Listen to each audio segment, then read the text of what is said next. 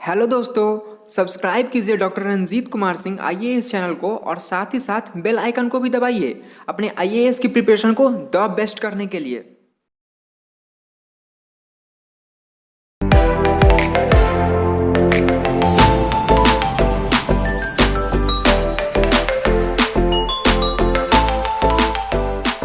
We had discussed all the dynasties of this period. इस काल के सभी राजवंशों की चर्चा हुई है लास्ट क्लास में, और there were many dynasties, बहुत सारे राजवंश थे in this period, इस काल में।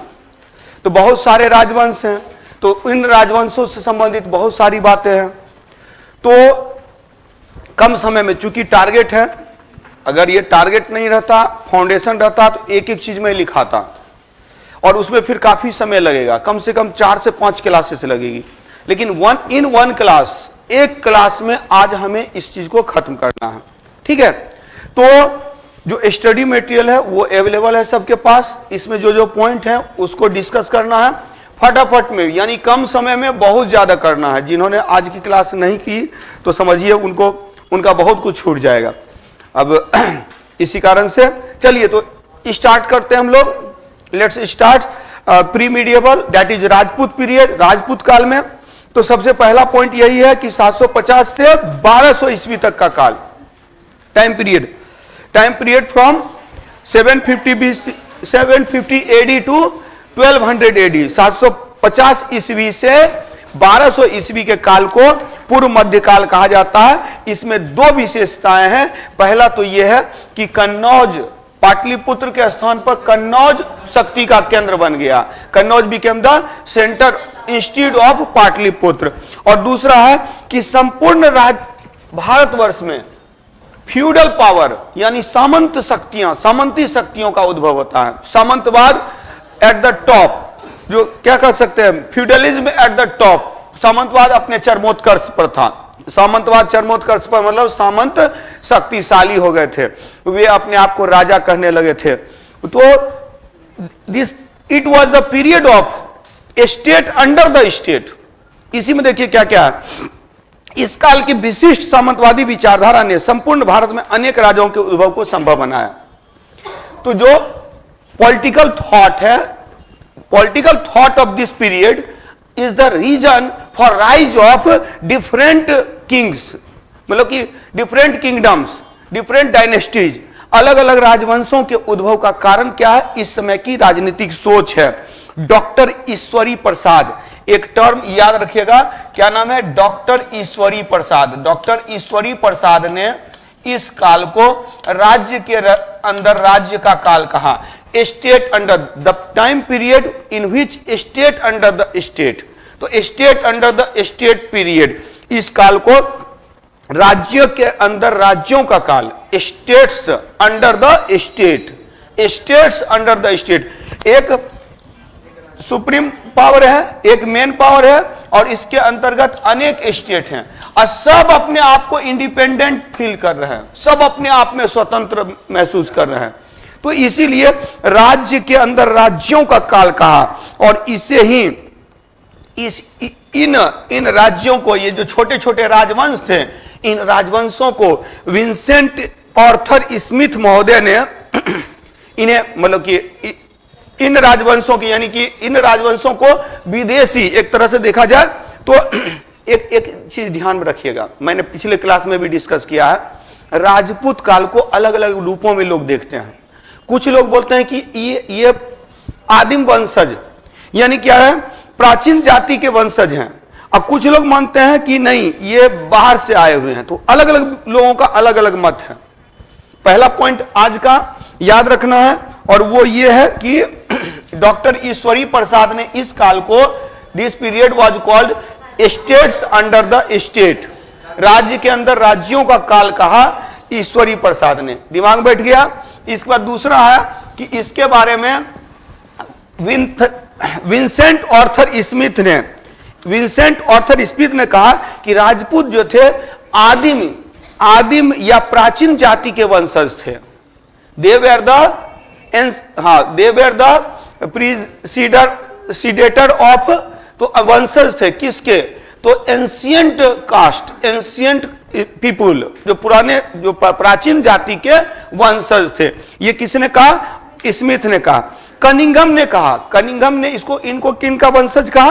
तो इन्होंने यूची या कुषाण का वंशज कहा, कुषाणों का वंशज कहा। और कर्नल टाड ने इसे शकों का, विदेशियों का वंशज कहा। Issue of the foreigners, specially मैंने पिछले क्लास में भी डिस्कस किया है कि कर्नल टाड महोदय ने राजपूतों को विदेशी सिद्ध करने का प्रयास किया और इन्होंने चंद्रवरदाई की पुस्तक अग्निकुल सिद्धांत, चंद्रवरदाई की पुस्तक पृथ्वीराज रासो में जो अग्निकुल सिद्धांत दिया गया, उसी के आधार पर विदेशी सिद्ध करने का प्रयास किया। आग से निकली चार जातियां, ठीक है। तो ये कर्नल टाड महोदय ने इन्हें विदेशी कहा। शकों से उत्पत्ति, तो शक से उत्पत्ति, from the Shaka, origin from the Shaka, colonel Tod, origin from the Yuezhi और कुषाण, कनिंघम, कनिंघम, और origin from the ancient people, ancient Smith, Smith, Smith. तीन। इसके बाद इस पर तो स्मिथ, एकदम एक एक पॉइंट को दिमाग में बैठाते जाइए। उसके बाद है चंद्रवरदाई। चंद्रवरदाई ने क्या किया? चंद्रवरदाई ने अग्निकुल सिद्धांत दिया, अग्निकुल सिद्धांत दिया। अग्निकुल सिद्धांत किसने दिया? चंद्रवरदाई ने दिया। चंद्रवरदाई की पुस्तक पृथ्वीराज रासो में अग्निकुल सिद्धांत दिया गया। मैंने बताया था पिछले क्लास में, अग्निकुल सिद्धांत के अनुसार जब धर्म की क्षति हो रही थी, क्षत्रियों का नाश हो गया था, तो माउंट आबू पर्वत पर, on the mount Abu mountain, क्या हुआ? अ यज्ञ वाज ऑर्गेनाइज, एक यज्ञ का आयोजन किया गया। उस यज्ञ की अग्नि वेदिका से, फायर से क्या हुआ? चार राजपूतों की उत्पत्ति हुई। यही अग्निकुल सिद्धांत, परमार, प्रतिहार, चौहान, चालुक्य। क्लियर? इसके बाद तो ये हो जाएगा चंद्रवरदाई की पुस्तक पृथ्वीराज रासो में किसका? अग्निकुल सिद्धांत दिया गया। क्लियर? अग्निकुल सिद्धांत दिया गया, अग्निकुल सिद्धांत दिया गया चंद्रवरदाई की पुस्तक पृथ्वीराज रासो में, पृथ्वीराज रासो में। नेक्स्ट पे आइए। इसके बाद है अग्निकुल सिद्धांत हो गया। अग्निकुल सिद्धांत से किसकी किसकी उत्पत्ति हुई? चौहान, चौहान, चालुक्य, प्रतिहार, परमार। क्लियर? तो ये चार की उत्पत्ति हुई, इन चारों की उत्पत्ति हुई। तो चालुक्य, चौहान, प्रतिहार, परमार, अग्निकुल सिद्धांत में इसी का एक्सप्लेनेशन है, यही वर्णन है। इसके बाद अब किस किस क्षेत्र में कौन कौन सा वंश है, लास्ट क्लास में हम लोगों ने कर लिया है। ये दिख भी रहा है कि कश्मीर में कारकोट, उत्पल, लोहार, मुल्तान वाला क्षेत्र, हाँ पंजाब कश्मीर वाला क्षेत्र, तो उधर शाही वंश, यहाँ दिल्ली और अजमेर वाला क्षेत्र चौहान वंश, गहरवाल वंश, कन्नौज वाला क्षेत्र, कन्नौज वाला क्षेत्र गहरवाल वंश, प्रतिहार पश्चिमी भारत, पश्चिमी भारत में मालवा मध्य प्रदेश में परमार वंश, बुंदेलखंड एमपी में, बुंदेलखंड मेनली एमपी में है, लेकिन बुंदेलखंड का विस्तार यूपी में भी है, यूपी एमपी बॉर्डर पर, ठीक है। बुंदेलखंड में चंदेल वंश, राष्ट्रकूट है दक्कन प्रदेश में, महाराष्ट्र वाले क्षेत्र में, महाराष्ट्र वाले क्षेत्र में, कलचुरी है कर्नाटक वाले क्षेत्र में, त्रिपुरी में, और इसके बाद चोल, पल्लव और चोल है तमिलनाडु क्षेत्र में, तमिलनाडु क्षेत्र में। चालुक्य की चार शाखाएं, ऐसे तो तीन शाखाएं हैं, अनहिलवाड़ के चालुक्य, कल्याणी के चालुक्य, वातापी बादामी के चालुक्य। वातापी बादामी के चालुक्य से ही वेंगी के चालुक्यों का विकास हुआ, वेंगी के चालुक्यों का विकास हुआ। तो चलिए, और इसके बाद यहाँ पाल वंश और सेन वंश बंगाल में है, पाल वंश और सेन वंश बंगाल में है। इतना हो गया। अब इसमें एक एक करके सबको देखते हैं और सबसे पहले शुरू करते हैं गुर्जर प्रतिहार। गुर्जर प्रतिहार ढेर सारा पॉइंट है, मैं केवल इंपॉर्टेंट पॉइंट पर फोकस करूंगा ताकि आज खत्म हो जाए ये सेक्शन।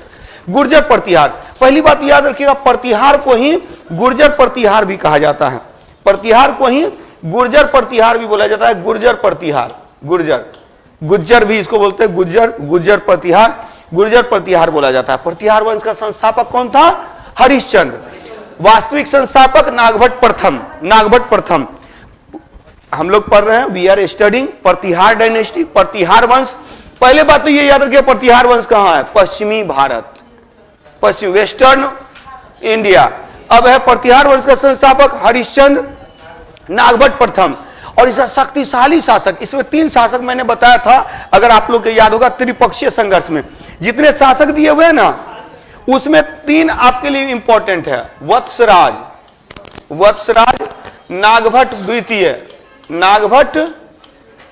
नागभट्ट सेकेंड, नागभट्ट द्वितीय, और इसके बाद मिहिर भोज। ये सबसे इंपॉर्टेंट ये 3 शासक हैं। मिहिर भोज, वत्सराज, नागभट्ट द्वितीय और मिहिर भोज। अंतिम शासक यशपाल को माना जाता है, वो उतना इंपॉर्टेंट नहीं है।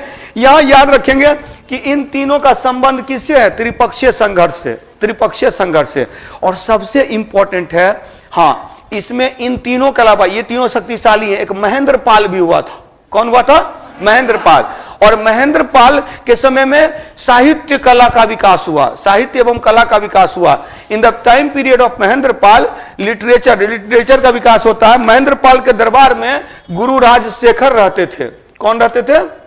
राजशेखर। और राजशेखर की अनेक पुस्तकें हैं, जिसमें कि 2-3 पुस्तक आपके लिए बहुत इंपॉर्टेंट। कर्पूर मंजरी, काव्य मीमांसा, बहुत बार पूछा हुआ क्वेश्चन है। कर्पूर मंजरी, काव्य मीमांसा। हालांकि उसके अलावा भी है कि बाल भारत, बाल रामायण, भुवन कोश, तो अनेक पुस्तकें हैं, लेकिन सबसे इंपॉर्टेंट जो पुस्तक है कर्पूर मंजरी से बहुत बार क्वेश्चन पूछा हुआ है। कर्पूर मंजरी, क्लियर?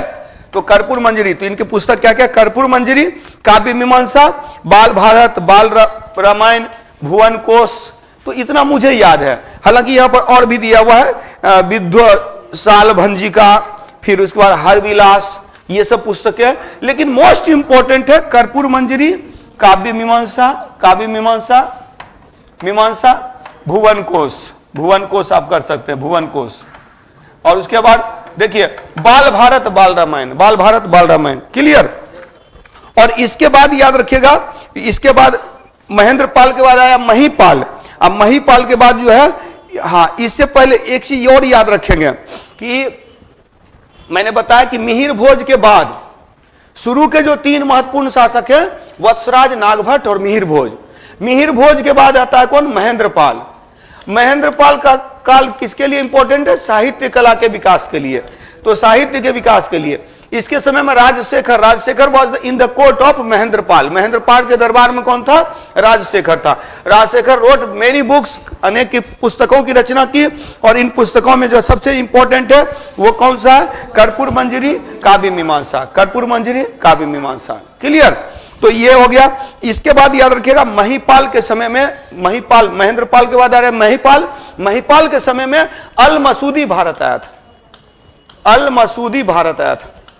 अल मसूदी, और ये बोलता है इनके राजाओं को आदि बौरा बोलता है। एक्चुअली आदि वराह की उपाधि लिया था मिहिर भोज ने आदि वराह की उपाधि लिया था। वराह अवतार, आपको पता है ना, विष्णु का अवतार, और विष्णु का अवतार है वराह अवतार।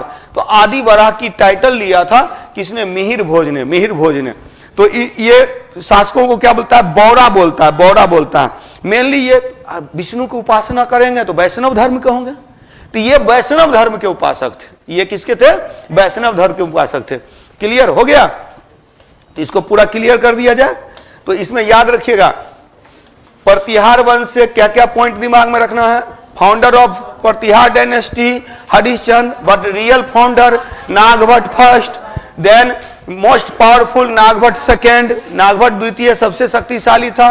वत्सराज स्टार्टेड, हाँ, त्रिपक्षीय संघर्ष जो शुरू किया था, tri power struggle was started by Vatsaraja के द्वारा त्रिपक्षीय संघर्ष की शुरुआत की गई।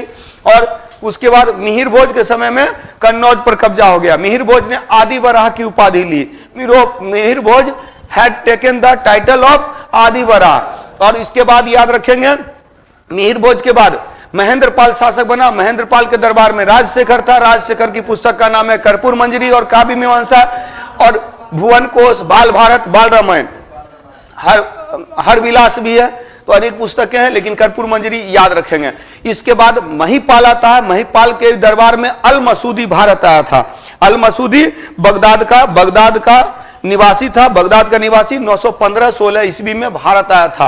अल मसूदी किसके काल में आया था? महिपाल के काल में। महिपाल किस वंश का है? प्रतिहार वंश का है। क्लियर? तो यहां पर अच्छा जो लास्ट लाइन है ना वो आप लोग के लिए बहुत इंपॉर्टेंट है। 2 पॉइंट रट जाइए, याद कर लीजिए।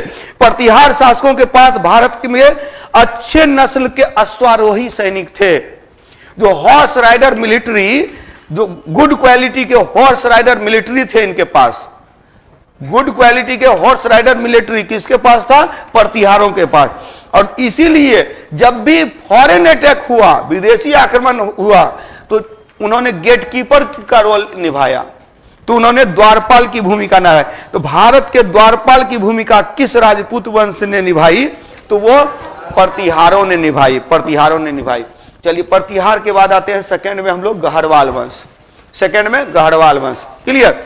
Gaharwal dynasty it was established by Chandradev. इसकी स्थापना किसके द्वारा की गई? चंद्रदेव के द्वारा। एकदम क्लास में बैठे हैं, याद कर लीजिए, घर में जाकर 1-2 बार देखिएगा और अच्छे से याद हो जाएगा।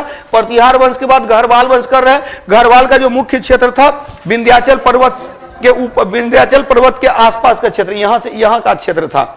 तो ये इसमें कन्नौज इनका मुख्य क्षेत्र था। कन्नौज का शासक, गहरवाल वंश का शासक जयचंद्र हुआ था। जयचंद्र हुआ था। तो जयचंद्र से पहले, हालांकि मोस्ट पॉपुलर वर्ड जयचंद्र सबसे पॉपुलर हुआ था, जो पृथ्वीराज चौहान और जयचंद्र के संबंध में महत्वपूर्ण है। गहरवाल वंश का संस्थापक चंद्रदेव, और इसका सबसे शक्तिशाली शासक था गोविंद चंद्र सर्वाधिक शक्तिशाली था। गोविंद चंद्र के दरबार में in the court of Govind Chandra, the most powerful ruler was Govind Chandra, in the court of Govind Chandra के दरबार में लक्ष्मीधर लेखक था, विद्वान था। लक्ष्मीधर विद्वान था, जिसने कृत्यकल्पतरु पुस्तक की रचना की। कृत्यकल्पतरु पुस्तक की रचना की। तो Krityakalpataru book was written by Lakshmidhar, who was in the court of Govind Chandra was the most powerful ruler of Gaharwal dynasty. तो गहरवाल वंश का सबसे शक्तिशाली शासक गोविंद चंद्र था। गोविंद चंद्र के दरबार में लक्ष्मीधर था। लक्ष्मीधर की पुस्तक का नाम कृत्यकल्पतरु है। गोविंद चंद्र के बाद विजय चंद्र शासक बना, और उसके बाद बना जयचंद्र, और जयचंद्र ही सबसे पॉपुलर शासक है। जयचंद्र के दरबार में श्रीहर्ष एक विद्वान था, श्रीहर्ष। हाँ, पावरफुल है गोविंद चंद्र, आई पॉपुलर है। पॉपुलर डेट मीन्स की इतिहास में खूब कहानी, उनकी कहानी जानी जाती है। उसी की बेटी को लेकर भाग गया था पृथ्वीराज चौहान, जो संयोगिता वाला जो कहानी, वाली कहानी आप लोग खूब सुने हुए हैं। तो वो था जयचंद्र के बारे में ही बोला जाता है ना कि जयचंद्र को एक तरह से गद्दार भी बोला जाता है। अगर जयचंद्र ने साथ दिया होता पृथ्वीराज चौहान का, तो मोहम्मद गौरी नहीं पराजित कर सकता, क्योंकि एक बार तो अकेले हरा दिया था मोहम्मद गौरी को। अगर ये मिल जाता तो दोबारा भी नहीं हरा पाता, लेकिन इसने बेटी को लेकर भाग गया था, इसलिए। ठीक है, तो अब नेक्स्ट देखिएगा कि इसके दरबार में श्रीहर्ष था। ठीक है, गोविंद चंद्र के दरबार में लक्ष्मीधर, और जयचंद्र के दरबार में श्रीहर्ष की 2 प्रमुख पुस्तक है, एक नैषध चरित और खंड खाद्य। तो खंड खाद्य और नैषध चरित पुस्तक की रचना किसने किया? श्रीहर्ष ने किया। अब देखिए, हर्ष नाम से 3 व्यक्ति है, एक हर्षवर्धन है, एक श्रीहर्ष है, और एक और हर्ष राजा था। कहां पर? जम्मू कश्मीर में भी एक शासक था हर्ष, जिसको कि कश्मीर का नीरो कहते हैं। नीरो समझते हैं? जब रोम जल रहा था, नीरो बांसुरी बजा रहा था। ये एक स्टेटमेंट है। मतलब नीरो रोम का शासक था, मतलब लापरवाह, बेपरवाह, कोई देश दुनिया से मतलब नहीं। इसका मतलब ये नहीं कि वो क्रूर है, वो ही जला रहा है, मतलब कि देश जल रहा है, हमको कोई फर्क नहीं पड़ता है। हाँ, आलसी कर सकते। तो जब रोम जल रहा था, नीरो बांसुरी बजा रहा था। कश्मीर का नीरो बोला जाता है हर्ष को। अभी आएगा, वो भी आएगा। कश्मीर भी चलते हैं हम लोग, कश्मीर भी चलते हैं। अभी पहले यहां नीचे से ऊपर जाएंगे, ठीक है। तो यहां पर श्रीहर्ष किसके दरबार में था? जयचंद्र। अब देखिए, ढेर सारी पुस्तकें हैं, याद रखना है। प्रतिहार शासक महेंद्रपाल के दरबार में राजशेखर था। राजशेखर की पुस्तक है कर्पूर मंजरी और काव्य मीमांसा, बाल भारत, बाल रामायण, हर विलास, भुवन कोश, लेकिन मुख्य रूप से कर्पूर मंजरी काव्य मीमांसा। इसके बाद हम लोग आए गहरवाल वंश। गहरवाल वंश में पहले गोविंद चंद्र के दरबार में था लक्ष्मीधर की पुस्तक का नाम है कृत्य कल्पतरु। इसके बाद है जयचंद के दरबार में श्रीहर्ष की पुस्तक नैसर चरित और खंड खाद्य। क्लियर, चलिए तो क्लियर कर दिए। अब इससे पहले हमने प्रतिहार कर लिया, गहरवाल कर दिया, और गहरवाल के बाद चौहान वंश।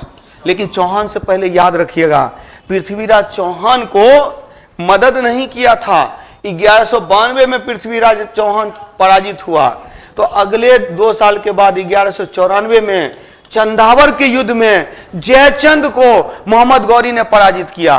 तो Jaichand was defeated by Mohammad Ghori in the battle of Chandawar in 1194। वो भी लास्ट पॉइंट लिखा हुआ गहरवाल वंश में। गहरवाल वंश का अंतिम शासक, महत्वपूर्ण शासक जयचंद्र था। सबसे पॉपुलर शासक जयचंद्र था, हालांकि पावरफुल था गोविंद चंद्र, लेकिन सबसे पॉपुलर था Jaichandra. Jaichandra was defeated by Mohammad Ghori in the battle of Chandawar in 1194। चलिए चौहान वंश का संस्थापक वासुदेव, पिछले क्लास में हम लोगों ने कर लिया है। चौहान वंश का संस्थापक Vasudev was the founder of Chauhan dynasty. Chauhan dynasty was found in the region of Delhi and Ajmer. Delhi Ajmer क्षेत्र में यह पाया गया। हालांकि फिर again he was not the most powerful ruler. कौन? Prithviraj Chauhan was not the most powerful ruler of Chauhan dynasty. Chauhan वंश का सबसे शक्तिशाली शासक पृथ्वीराज चौहान नहीं था, विग्रह राज था। विग्रह राज, जिसको विसल देव के नाम से भी जाना जाता है। विसल देव विद्वान भी था, शक्तिशाली भी था। विग्रह राज चतुर्थ था, जिसकी पुस्तक है हरि केली एक नाटक लिखा था उसने। तो चौहान वंश का संस्थापक वासुदेव।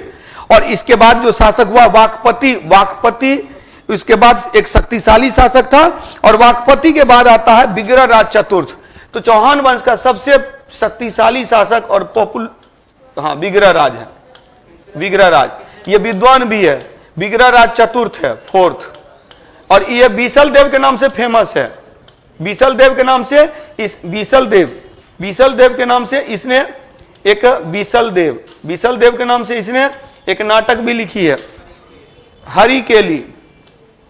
हरि केली नामक नाटक लिखा है। बीसल देव के नाम से, विग्रह राज बीसल देव, और इनका नाटक का नाम है हरि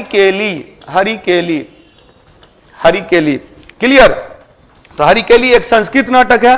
किसके द्वारा लिखा गया है? विग्रह राज चतुर्थ के द्वारा। विग्रह राज चतुर्थ का ही नाम था बीसल देव। ये खुद तो लेखक है ही, इसके दरबार में भी कई लेखक थे। और इस वंश का सबसे पॉपुलर शासक हुआ कौन? पृथ्वीराज तृतीय चौहान। कौन था? पृथ्वीराज तृतीय। पृथ्वीराज तृतीय।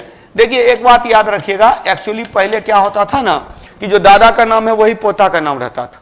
तो दादा 1 हो गया तो पोता 2 हो गया, उसका पोता 3 हो गया।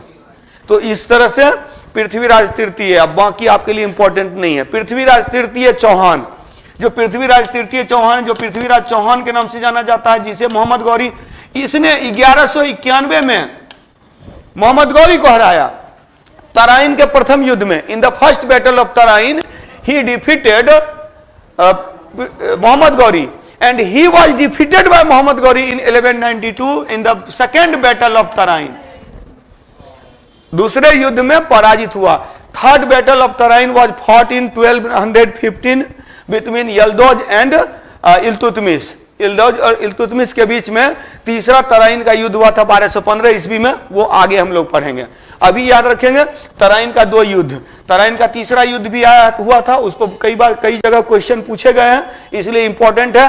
तो तराइन का प्रथम युद्ध, लेकिन तराइन के द्वितीय युद्ध में हारने से 10 साल पहले, before 10 year of second battle of Tarain, 1182 में इसने पृथ्वीराज चौहान ने एक चंदेल वंश के शासक परमर्दी देव को पराजित किया था। चंदेल वंश का शासक था परमर्दी देव। बिहार यूपी के लिए इंपॉर्टेंट है। क्योंकि बिहार यूपी में एक नाटक खेला जाता है, एक ड्रामा खेला जाता है, अल्लाह उदल। हम लोग अल्लाह उदल बोलते हैं, अल्लाह उदल ने अल्लाह उदल होता है, अल्लाह उदल। अल्लाह और उदल दो सेनापति थे, चंदेल वंश के शासक परमर्दी देव के दो सेनापति थे। और 1182 ईस्वी में जब पृथ्वीराज तृतीय चौहान ने परमर्दी देव को पराजित किया था, उस युद्ध में ये दोनों भाई सेनापति मारा गया था। अल्लाह उदल, अल्लाह उदल दिया हुआ है नोट्स में, जो नोट्स आप लोग के हाथ में है इसमें दिया हुआ है, ठीक है। देखिए यहां लिखा हुआ है, पृथ्वीराज तृतीय ने चंदेल शासक परमर्दी देव को पराजित किया। Parmardi Dev was defeated by Prithviraj third 1182 के इस युद्ध में अल्लाह उदल नामक दो भाई वीरता पूर्वक लड़े। नहीं, युद्ध का नाम इंपॉर्टेंट नहीं, तराइन युद्ध के पहले 10 साल पहले, मैंने बताया ना, ये 1182 में है, 1182 में है। और तराइन का दूसरा युद्ध हुआ था 1192 में। मतलब पृथ्वीराज चौहान 10 साल बाद हारा था इस युद्ध के बाद, यानी कि जिस युद्ध में हारा उससे 10 साल पहले उसने हराया था, परमर्दी देव को हराया था, जिसमें इसके बाद। और याद रखिएगा एक पॉइंट तो मैं आप लोग को पिछले क्लास में बता चुका हूं। अच्छा, पृथ्वीराज चौहान का ही एक नाम है राय पिथौरा, इसने राय पिथौरा की उपाधि ली थी, राय पिथौरा की उपाधि ली थी। क्लियर। और एक पॉइंट और दिमाग में रखिएगा, पृथ्वीराज चौहान के दो प्रमुख दरबारी विद्वान थे, एक Jainak, two important courtier scholar या scholar in the court of Prithviraj Chauhan and Chandvardai. याद रखेंगे, जैनक ने पृथ्वीराज विजय पुस्तक की रचना की। Prithviraj Vijay book was written by Jayanak and Prithviraj Raso book was written by Chandbardai. तो पृथ्वीराज रासो पुस्तक की रचना किया चंद्रवरदाई ने, पृथ्वीराज विजय पुस्तक की रचना किया जैनक ने। क्लियर। ये दो पॉइंट याद रखेंगे। पृथ्वीराज चौहान का दरबारी था जैनक और हाँ। चलिए अब तीसरे वंश पर हम लोग चलते हैं। क्लियर, याद हो गया। पृथ्वीराज विजय किसने लिखा? जैनक ने। Prithviraj Vijay written by Jayanak and Prithviraj Raso Chandbardai. Prithviraj Raso, और पृथ्वीराज रासो में ही अग्निकुल सिद्धांत है। हम लोगों ने प्रतिहार कर लिया, गारवाल कर लिया, चौहान कर लिया। अब आते हैं चंदेल वंश। चंदेल वंश का संस्थापक नन्नुक। अब पिछले क्लास में मैंने बताया था 2 पॉइंट कि एक तो दिलवारा के जैन मंदिर का निर्माण सोलंकियों ने करवाया था। सोलंकी चालुक्य अनिलवार के चालुक्य थे। Jaina temple of Dilwara on mount Abu was constructed by Solanki Chalukya rulers. Solanki Chalukya rulers, that means Chalukya of Anilwar के जो चालुक्य हैं उनके द्वारा इन गुजरात रीजन। और दूसरी बात याद रखिएगा, अगला पॉइंट याद रखिएगा कि खजुराहो के मंदिरों का निर्माण खजुराहो चंदेलों ने किया था। बहुत बार पूछा हुआ क्वेश्चन है। एमपी में, मध्य प्रदेश में खजुराहो के मंदिर हैं, खजुराहो का गुफाएं हैं। खजुराहो, तो खजुराहो के विष्णु मंदिर का निर्माता जो था यशोवर्मन था। तो इसमें याद रखिएगा कि नन्नुक इस वंश का संस्थापक है।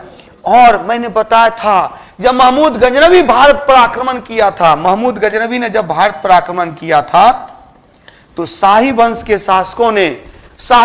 शासकों ने rulers of Shahi dynasty made the union of राजपूतों का संघ बनाया था। और उस संघ में युद्ध लड़ने के लिए चंदेल शासक धंग और गंड गए थे। एक में धंग गया था, दूसरे में गंड गया था। दोनों में हारने के बाद धंग भी आकर सुसाइड कर लिया, गंड भी आकर सुसाइड कर लिया कि हार गए तो इज्जत चली गई। तो वही है, राजपूतों के लिए शान ही सब कुछ था। शान चली गई तो फिर जाकर सुसाइड कर लेते थे। अब जी के क्या करेंगे वाली स्थिति थी। हाँ हाँ, मतलब जान जाए प्राण जाए पर शान न जाए, ये स्थिति थी। और इसी चक्कर में देश भी जाए तो देश भी चला गया। ठीक है, राजनीति क्या कहती है? राजनीति में कूटनीति भी होता है, डिप्लोमेसी भी होता है, और वही रूलर पावरफुल रहा है जिसने डिप्लोमेसी को अच्छे से अपनाया है। आज मोदी जी इसका सबसे अच्छा प्रमाण है। देश की हालत कैसी भी रहे, लेकिन विश्व में तो भारत की छवि अच्छी है, तो वो कंडीशन वही नहीं, वही डिप्लोमेसी है। ठीक है, देश के लोग भूखे मरे उससे मतलब नहीं है, लेकिन पावरफुल है, इंडिया पावरफुल है वर्ल्ड के मैप पर, तो इसका एक श्रेय जाता है। चलिए, तो यहां पर देखिएगा, नन्नुक संस्थापक है, चंदेल वंश का संस्थापक नन्नुक है। धांग और गंड ये दो शासक थे जिसने राजपूतों के संग में भाग लिया, यानी कि जिसने हाँ राजपूतों के संग में शामिल हुए और महमूद गजनबी के विरुद्ध युद्ध में भाग लिया। Dhang and Gand participated in the battle against Mahmud Ghaznavi and the union of Rajputs were made by Shahi dynasty, ruler of Shahi dynasty. Shahi वंश के शासकों ने राजपूतों का संघ बनाया था जिसमें ये लोग है। और एक मैंने बताया खजुराहो में जो विष्णु मंदिर है, चतुर्भुज मंदिर है, उसका निर्माण यशोवर्मन ने किया था। यशोवर्मन क्या है? ये चंदेल वंश के शासक है, चंदेल वंश के शासक हैं।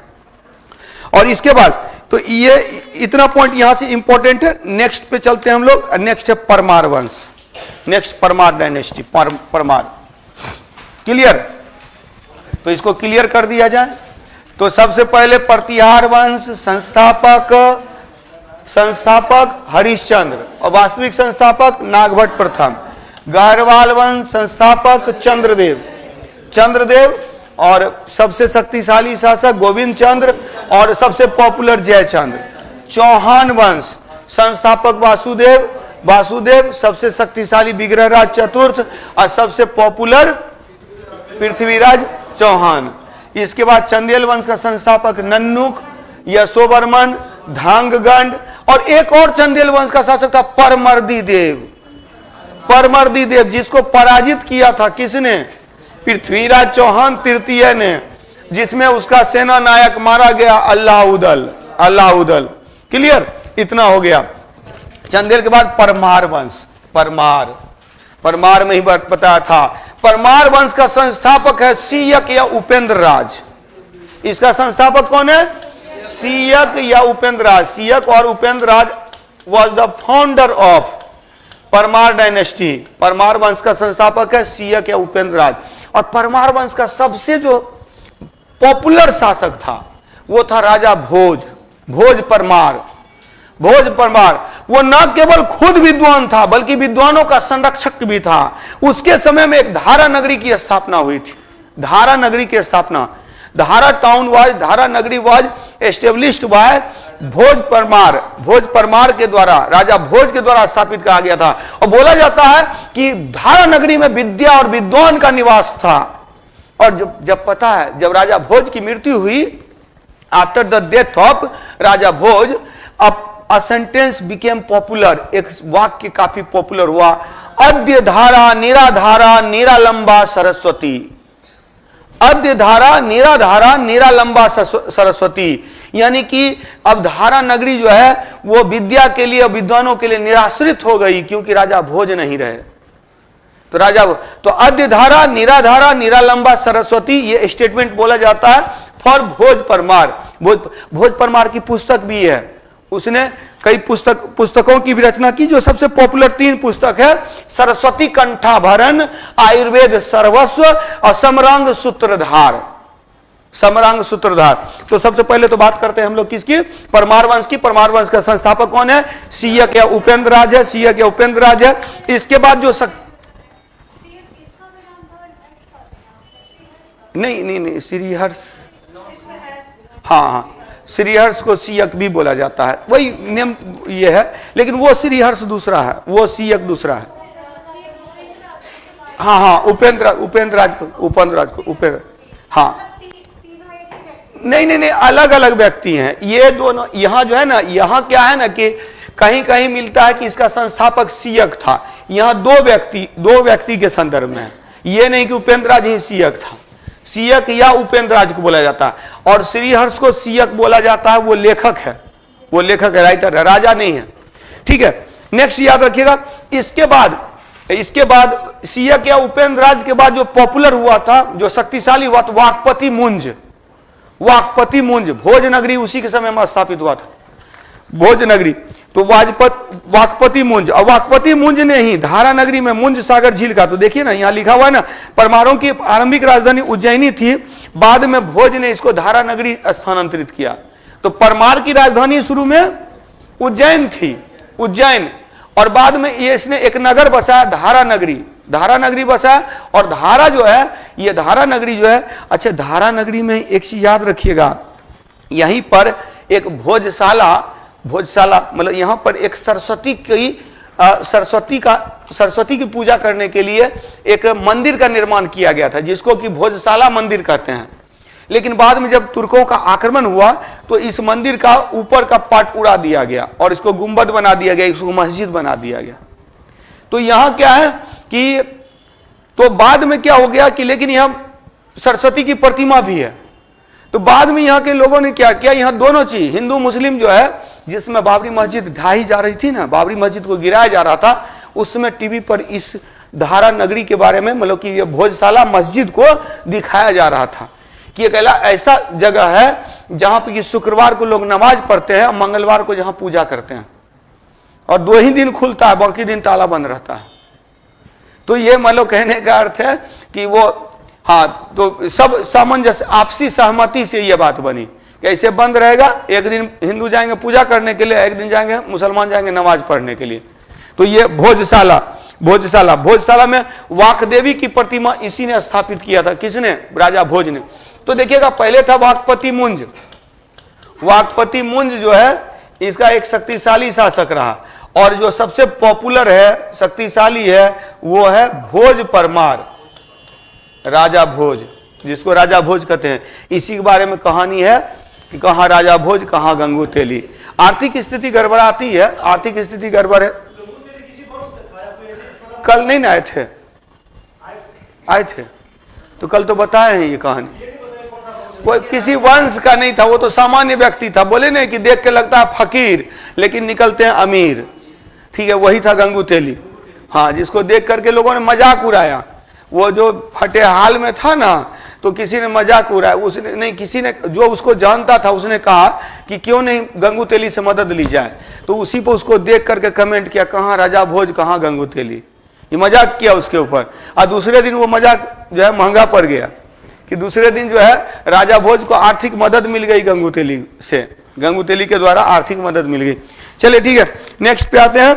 तो कल डिस्कस भी हुआ है इस पे। अच्छा, यहां पर देखेंगे तो मुंज, वाकपति मुंज के दरबार में 3 प्रमुख लेखक हैं, पद्मगुप्त, धनंजय और धनिक। पद्मगुप्त ने नवसहसांक चरित पुस्तक की रचना की, ये पूछा हुआ क्वेश्चन है कई बार, पद्मगुप्त।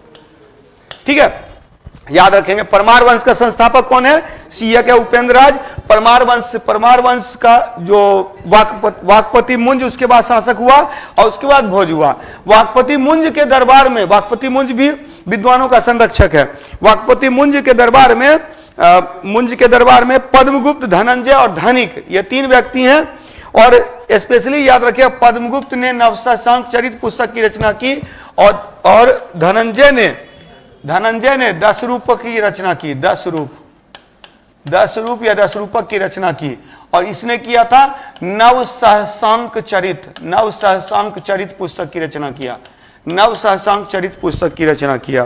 क्लियर। तो मुंज ने, और उसके बाद आया कौन, राजा भोज। भोज इस वंश का लोकप्रिय शासक था, जिसने धारा नगरी की स्थापना की। धारा नगरी became the capital of Parmar dynasty, Parmar वंश की राजधानी हो गई। तो इसीलिए बोला जाता है इनिशियल कैपिटल, आरंभिक कैपिटल क्या था, आरंभिक राजधानी क्या थी, उज्जैनी थी। और बाद का कैपिटल कौन सा हुआ, धारा नगरी हो गया। और यहीं पर याद रखिएगा, भोजपुर नगर की स्थापना किया था इसने, भोजपुर नगर की स्थापना किया था किसने, राजा भोज के समय में। और एक इसकी पुस्तक, राजा भोज की 3 प्रमुख पुस्तकें हैं। एक तो सरस्वती कंठाभरण, सरस्वती कंठाभरण। देखिए नाम से ही पता चलता है कि संगीत पर पुस्तक है। सरस्वती कंठाभरण ये किस पर है? संगीत पर पुस्तक है, सरस्वती कंठाभरण। अच्छा, सरस्वती कंठाभरण तो यहाँ याद रखिएगा, संगीत पर पुस्तक है। सरस्वती कंठाभरण की उपाधि दिया था अकबर ने, दिया था तानसेन को। तो सरस्वती कंठाभरण। उसके बाद देखिएगा आयुर्वेद सर्वस्व, चिकित्सा पर पुस्तक है आयुर्वेद सर्वस्व। और एक वास्तुशास्त्र पर पुस्तक है समरांग सूत्रधार। समरांग सूत्रधार ये आर्किटेक्ट पर पुस्तक है, समरांग सूत्रधार, समरांग सूत्रधार। ठीक है। तो राजा भोज की 3 प्रमुख पुस्तक है। जैसे हम लोगों ने किया था ना, हर्षवर्धन की 3 प्रमुख पुस्तक थी। कौन कौन? रत्नावली, प्रियदर्शिका, नागानंद। तो वैसे ही इनकी भी 3 पुस्तक है। राजा भोज की 3 पुस्तक है। कौन कौन? सरस्वती कंठाभरण, आयुर्वेद सर्वस्व, समरांग सूत्रधार। और समरांग सूत्रधार स्थापत्य पर पुस्तक है और आयुर्वेद पर पुस्तक है, चिकित्सा शास्त्र पर है आयुर्वेद सर्वस्व, और संगीत पर है सरस्वती कंठाभरण। और एक बात मैंने कहा था कि क्या चीज, हाँ, जब भोज की मृत्यु हुई तो एक कथन पॉपुलर हो गया, अद्य धारा निराधारा निरालंबा सरस्वती। ऐसे पूछ सकता है किसकी मृत्यु पर यह कथन प्रचलित हो गया, अद्य धारा निराधारा निरालंबा सरस्वती? तो किसे? राजा भोज के। राजा भोज किस वंश का था? परमार वंश का था, परमार वंश का, परमार वंश का था। अब इसके बाद तो अब देखिए हो गया क्या, प्रतिहार वंश कहाँ है? पश्चिमी भारत। संस्थापक कौन है?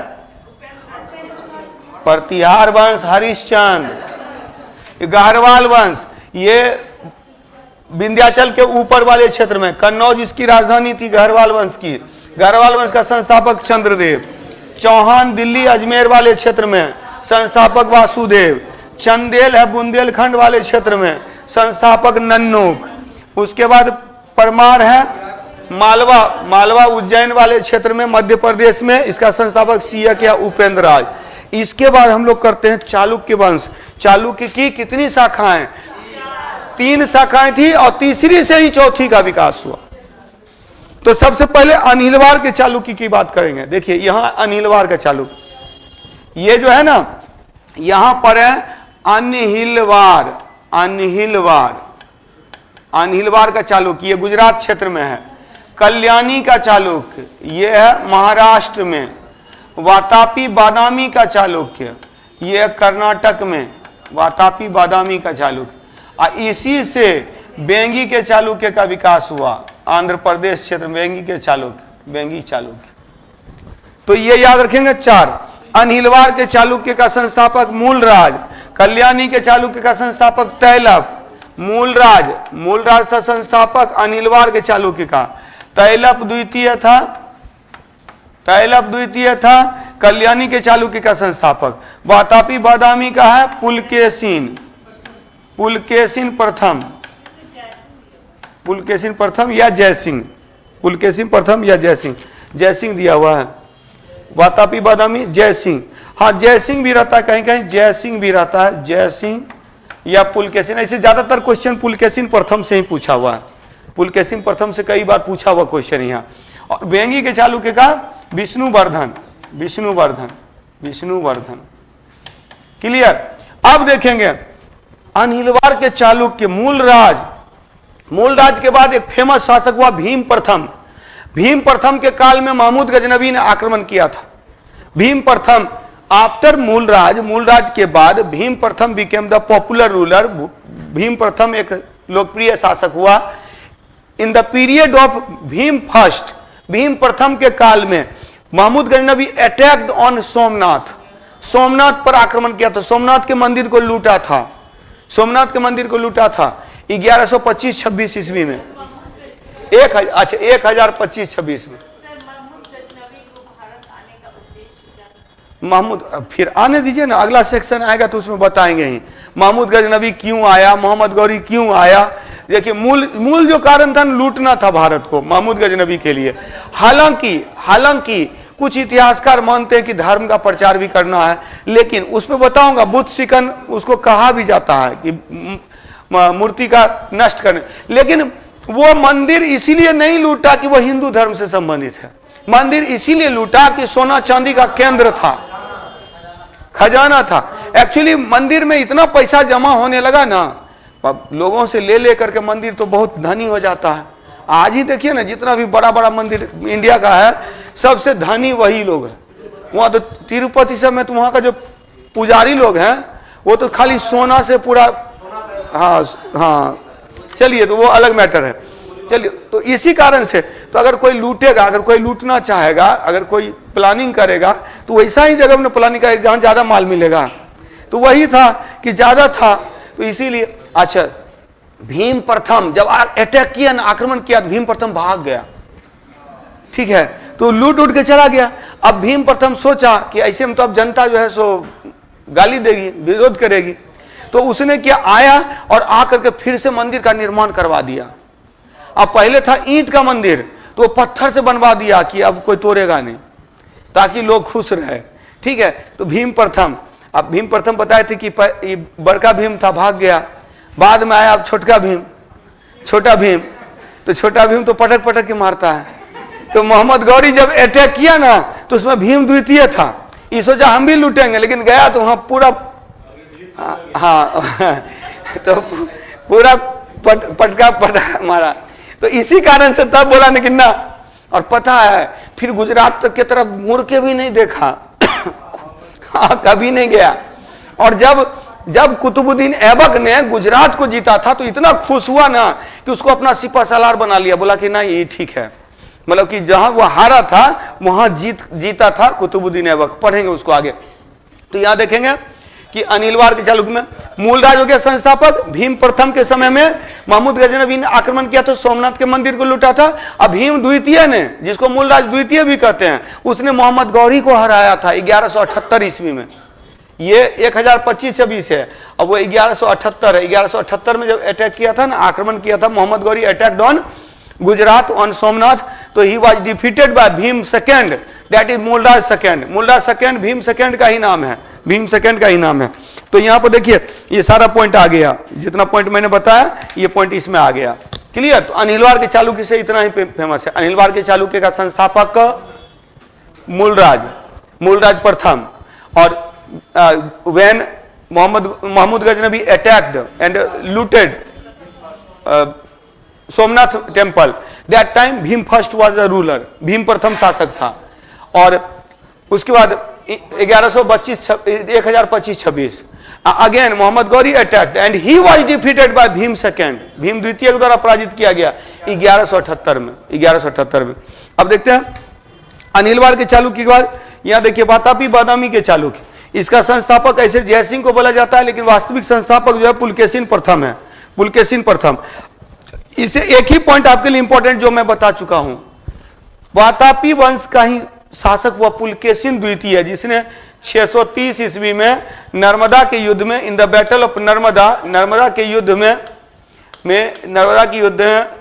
हर्षवर्धन को पराजित किया। Harshvardhan was defeated. और इसकी चर्चा कहां मिलती है? एहोल अभिलेख में। It was described in Aihole inscription. Aihole अभिलेख में इसकी चर्चा मिलती है, क्लियर। एहोल अभिलेख किसने जारी किया था? रवि कीर्ति ने। रवि कीर्ति ने एहोल अभिलेख किसने जारी किया था? रवि कीर्ति ने, क्लियर, रवि कीर्ति ने। अब चलते हैं कल्याणी के चालुक्य। कल्याणी की चालुक्य में याद रखिएगा इसका संस्थापक कौन है? तैलप द्वितीय। तैलप द्वितीय संस्थापक है। और इसका सबसे जो पॉपुलर शासक हुआ विक्रमादित्य षष्ठ। मैं पिछले क्लास में डिस्कस कर चुका हूं। विक्रमादित्य षष्ठ, विक्रमादित्य सिक्स्थ सबसे पॉपुलर शासक है, सबसे प्रसिद्ध शासक है। हालांकि इससे पहले सोमेश्वर प्रथम भी हुआ था, उसे चोल शासक ने कोप्पम के युद्ध में और कुंडल संगमम के युद्ध में पराजित किया था। कोप्पम और कुंडल संगमम, यानी विक्रमादित्य षष्ठ सिक्स्थ के पहले, विक्रमादित्य सिक्स के पहले सोमेश्वर प्रथम था, लेकिन सोमेश्वर प्रथम को चोल शासकों ने पराजित किया। चोल शासकों ने पराजित किया सोमेश्वर प्रथम को कोप्पम के युद्ध में, कुंडल संगमम के युद्ध में। In the battle of Koppam and in the battle of Kundal Sangamam Someshwar first was defeated by Chola ruler. Chola शासक के द्वारा पराजित किया गया। लेकिन सबसे पॉपुलर कौन था? विक्रमादित्य षष्ठ। अच्छा देखिए, बड़ा ये है, याद करना आसान है। विक्रमादित्य षष्ठ, विक्रमादित्य सिक्स। बी से विक्रमादित्य, बी से बिलहन, बी से विज्ञानेश्वर। यानी विक्रमादित्य षष्ठ के दरबार में दो विद्वान हैं, एक है बिलहन और एक है विज्ञानेश्वर।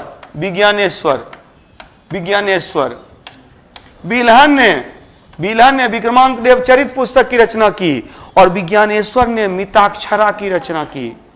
मिताक्षरा यूपीएससी में पूछा था क्वेश्चन।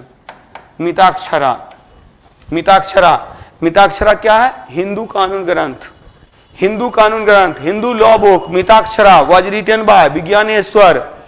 इसी में बोला गया था कि पुत्र जो है मतलब जन्म के साथ ही पिता के संपत्ति में हकदार होता है, हकदार होता है।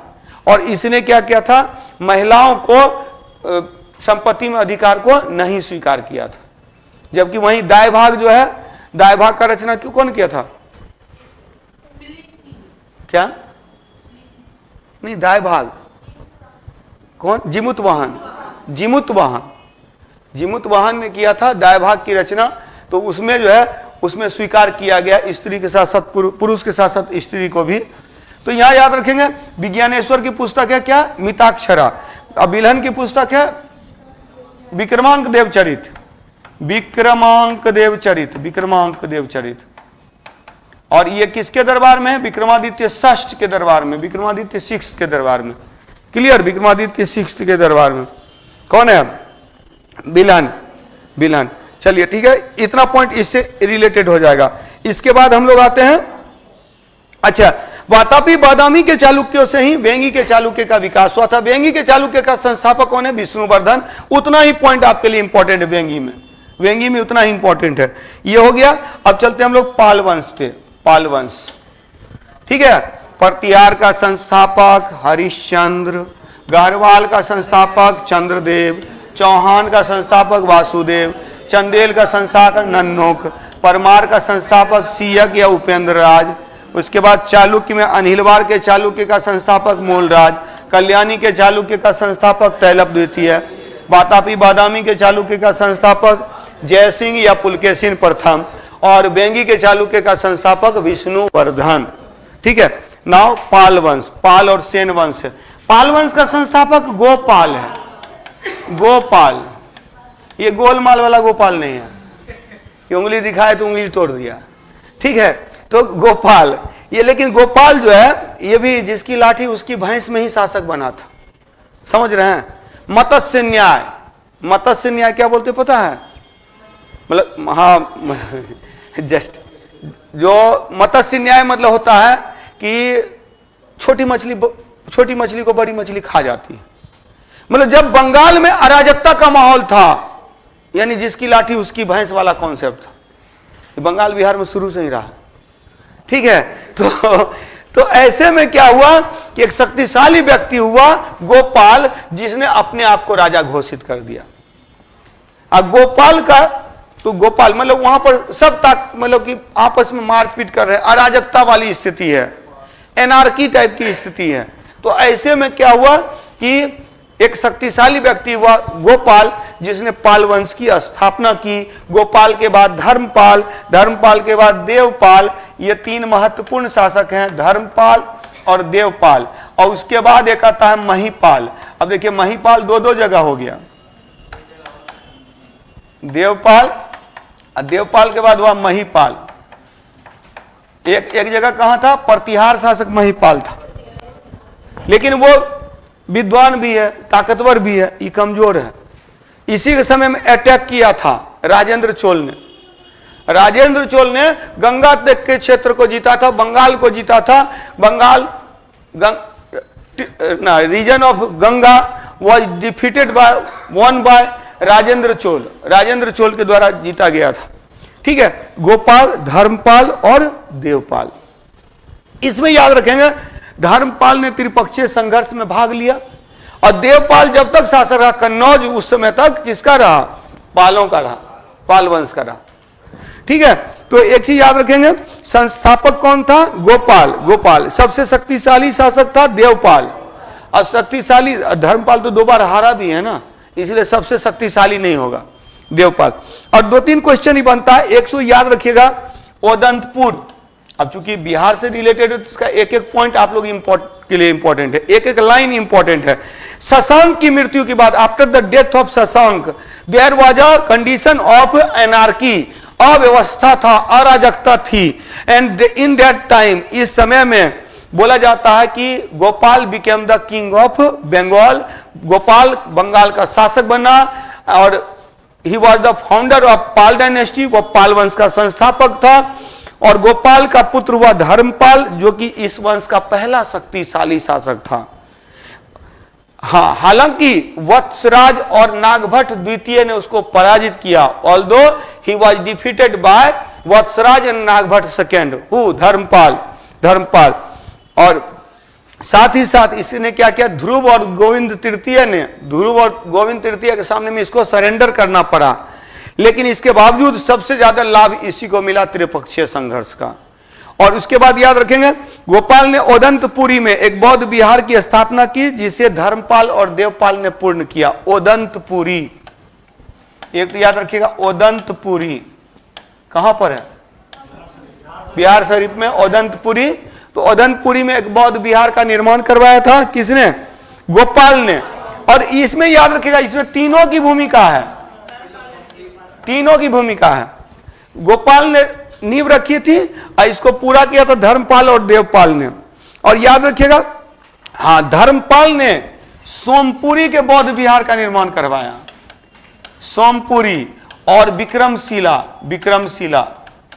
विक्रमशिला विश्वविद्यालय, ठीक है, भागलपुर।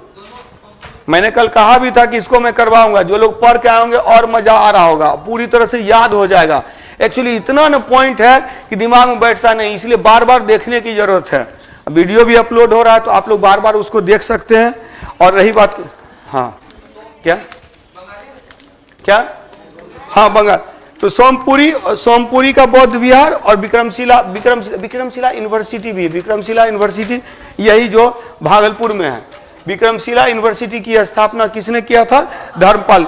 एक क्वेश्चन जो बहुत बार पूछा हुआ, यूपीएससी का पूछा हुआ, पीटी का पूछा हुआ क्वेश्चन है, सोड्ढल एक गुजराती कवि थे, सोड्ढल। अगले पेज में है सोड्ढल एक गुजराती लेखक हैं, गुजराती कवि हैं। Soddhal was a Gujarati poet who told Dharmapal Uttarapath Swami, जिसने धर्मपाल को उत्तरापत स्वामी कहा है। धर्मपाल को उत्तरापत स्वामी किसने कहा था, सोड्ढल ने। सोड्ढल एक गुजराती कवि थे। धर्मपाल के दरबार में लेखक हरिभद्र निवास करते थे। और सबसे शक्तिशाली शासक कौन हुआ, देवपाल से, देखिए, देवपाल से याद रखिएगा,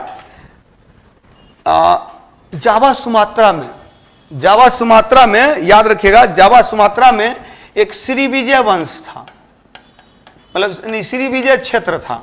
श्रीविजय क्षेत्र में एक शैलेंद्रवंशी वंश था। और शैलेंद्रवंशी वंश का जो शासक था बलपुत्र देव।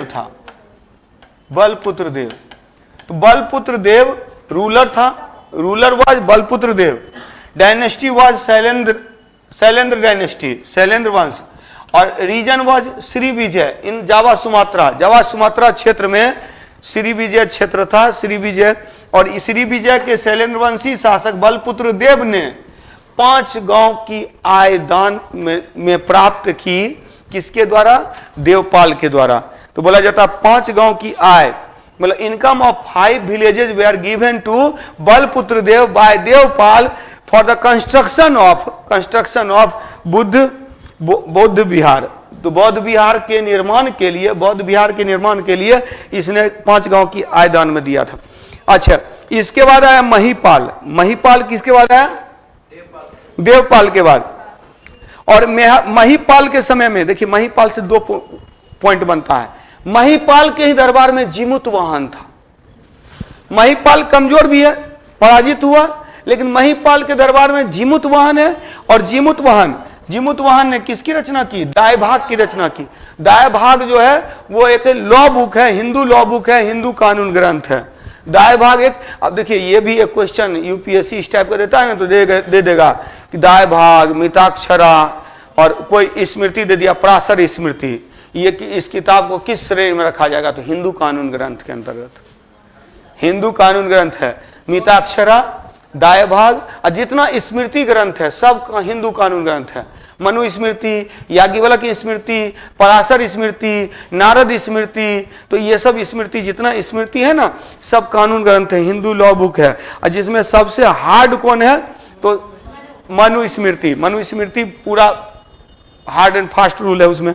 अच्छा, इस वंश का एक और पॉपुलर शासक हुआ रामपाल के समय में एक लेखक हुआ संध्याकर नंदी। और संध्याकर नंदी ने रामपाल का जीवन चरित्र लिखा है, जिसको रामचरित बोलते हैं, रामचरित। तो रामचरित पुस्तक की रचना किसने, रामचरित मतलब वो राम नहीं, राजा राम नहीं, राम लक्ष्मण वाला राम नहीं, नहीं मतलब ये डिमांड किया था आता है।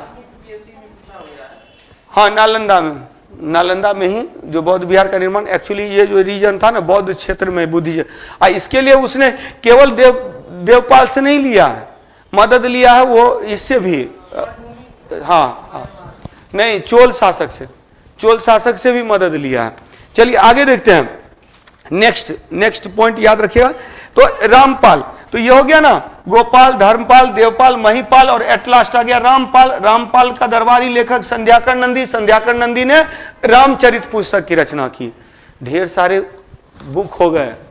राजशेखर की पुस्तक थी कर्पूर मंजरी काव्य मीमांसा, लक्ष्मीधर की पुस्तक थी कृत्य कल्पतरु, श्रीहर्ष की पुस्तक थी नैषद चरित और खंड खाद्य, बिल्हन की पुस्तक थी विक्रमांक देव चरित, पद्मगुप्त की पुस्तक थी नवसहसांक चरित, और इसके बाद आ गया कौन, तो ये संध्याकर नंदी की पुस्तक हो गया रामचरित।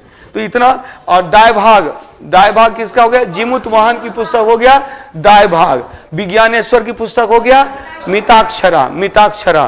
तो इतनी पुस्तकें आ गई। देखिए इसीलिए बार बार मैं कर रहा हूं कि आपके दिमाग में पूरी तरह से बैठ जाए। प्रतिहार का संस्थापक हरिश्चंद्र, गहरवाल का संस्थापक चंद्रदेव, चौहान का संस्थापक वासुदेव, चंदेल का संस्थापक नन्नू, परमार का संस्थापक उपेंद्राजी अस्सीयक, अनिलवार का चालुक्य क्या हो गया मूलराज प्रथम, और कल्याणी का चालुक्य तैलप द्वितीय। इसके बाद वातापी बादामी के चालुक्य पुलकेशिन प्रथम, जयसिंह या पुलकेशिन प्रथम। इसके बाद हम लोगों ने पाल वंश का संस्थापक गोपाल। अब सेन वंश करेंगे। सेन वंश बंगाल में, सेन वंश के बारे में भी आप लोगों को बता दिया था पिछले क्लास में। सेन वंश में विजय सेन है, लक्ष्मण सेन है, सामंत सेन है। सामंत सेन संस्थापक है और 3 शासक, बल्लाल सेन भी है, बल्लाल सेन। तो सामंत सेन संस्थापक है, उसके बाद विजय सेन, बल्लाल सेन, लक्ष्मण सेन, इतने। और सबसे संबंधित कुछ न कुछ, सबसे इंपॉर्टेंट है विजय सेन। तो सेन वंश का संस्थापक कौन हो गया, सामंत सेन संस्थापक, और सामंत सेन के बाद मोस्ट पॉपुलर हुआ विजय सेन। विजय सेन से संबंधित अभिलेख कौन सा है, देवपारा अभिलेख किसने जारी किया था, धोई ने जारी किया था। अब विजय सेन के भी दरबारी लेखक हैं, ठीक है। इसके बाद बल्लाल सेन हुआ, बल्लाल सेन, विजय सेन के बाद बल्लाल सेन। अब बल्लाल सेन खुद भी जो है ना, बल्लाल सेन खुद भी लेखक है, खुद भी विद्वान है, और इसी ने 2 पुस्तक की रचना की, अद्भुत सागर और दान सागर पुस्तक की रचना बल्लाल सेन ने किया। अद्भुत Sagar and Dan Sagar book was written by Ballal Sen. जब थोड़ी सी नींद आने लगे ना तो हाथ चलाइए, ठीक है, नहीं तो इतिहास विषय ऐसा है, सुनने में नींद बहुत अच्छी आती है। अब मैंने बताया भी था कि दिल्ली जब मैं गया था तो दिल्ली में मैं इतिहास के स्पेशली हेमंत झा सर की क्लास में तो बहुत मजा आता था, उनका स्टूडेंट रह चुका हूँ। और उसके बाद जो है दूसरा, जब इम्तियाज अहमद सर आते थे तो उनकी क्लास में सोने के लिए जाता था। बहुत अच्छे टीचर हैं, विद्वान टीचर हैं, लेकिन बैठ के पूरा कहानी बता देते हैं, और उतनी अच्छी कहानी सुनने में नींद बड़ी अच्छी आती है, ठीक है। तो इसीलिए हाथ चलाते रहिएगा तो नींद नहीं आएगी। और 67वीं बीपीएससी देना है। देखिए जिनके मन में है चाहत कि 67वीं में ले लेना है सिलेक्शन, उसका नींद तो हराम होगा ही। कहीं ना कहीं ये बताता है, अगर क्लास के स्तर पर आपको झपकी आ जाए तो समझ जाइए कि इस बार के लिए आपका सिलेक्शन गया। हाँ, सीधी सी बात। एक पागलपन जब तक नहीं होगा, एक जुनून नहीं होगा, तब तक नहीं मिलेगा। मैं तो एक ही चीज बोलता हूं, जिसके पीछे भी पड़ जाइएगा वो मिलना ही मिलना है, मिलना है। अब दिक्कत यह है कि आप नौकरी भी चाहते हैं और कुछ और भी चाहते हैं, तो एक साथ दो चीज चाहिएगा तो नहीं मिलेगा ना। एक के पीछे अगर पूरी तरह से पड़िएगा तब तो मिलना ही मिलना है, दूसरा भले ना मिले, ठीक है। तब वो आपको डिसाइड करना है कि आपको क्या चाहिए। चलिए आगे देखते हैं। तो सामंत सेन संस्थापक था। सेन वंश का संस्थापक कौन था? सामंत। नहीं, मैंने देखा है जिस चीज के पीछे लग गया है ना कोई, वो मिला ही मिला है, लेकिन दूसरा नहीं मिला है। हाँ, आप नहीं, वो बोलने के लिए है। आप नौकरी चाहिए तो नौकरी पर ध्यान रहना चाहिए, लेकिन नौकरी अब पढ़ने आए हैं और उस समय ध्यान वो 67th बीपीएससी पे नहीं है, कहीं और है, तो वो नहीं मिलेगा, वो थोड़े नहीं मिलेगा। लेकिन दिक्कत यही है कि अब दिक्कत है कि वो नहीं मिलेगा।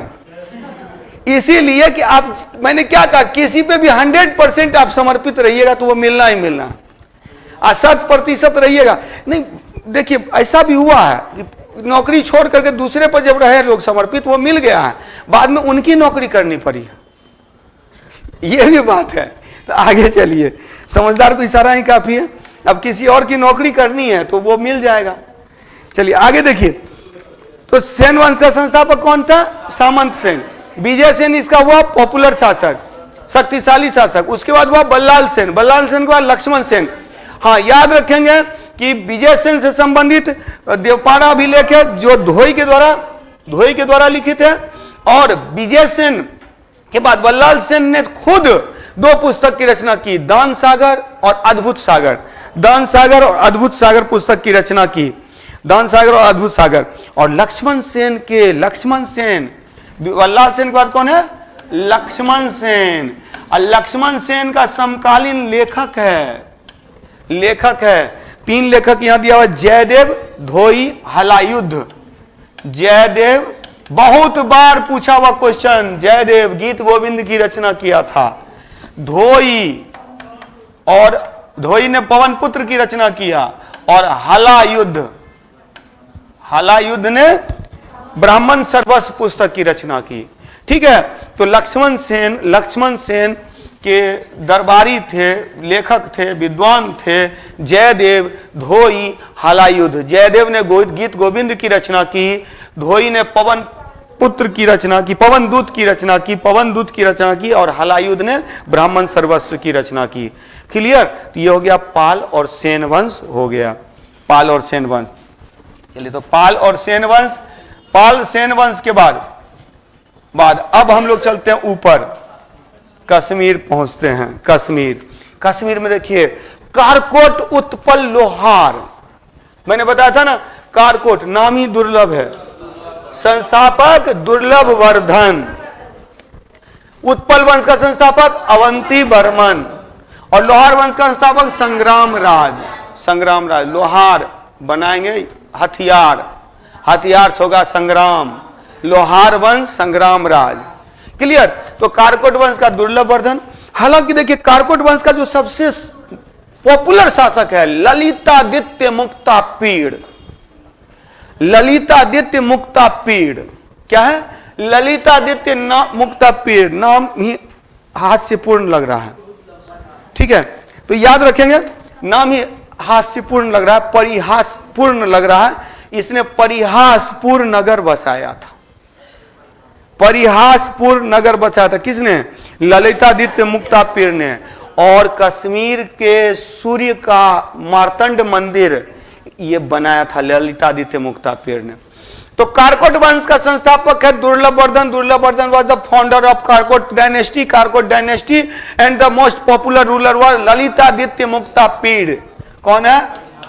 ललितादित्य मुक्तापीड़, ललितादित्य मुक्तापीड़। और ललितादित्य मुक्तापीड़ ने कश्मीर में सूर्य का मार्तंड मंदिर बनवाया था, और दूसरा इसने परिहासपुर नगर बसाया था, परिहासपुर नगर। तो एक परिहासपुर नगर और दूसरा हो गया मार्तंड मंदिर, सूर्य का मार्तंड मंदिर का निर्माण करवाया था। मार्तंड मंदिर, मार्तंड मंदिर, और हाँ ये हो जाएगा परिहासपुर। इसके बाद उत्पल वंश का संस्थापक है अवंती वर्मन।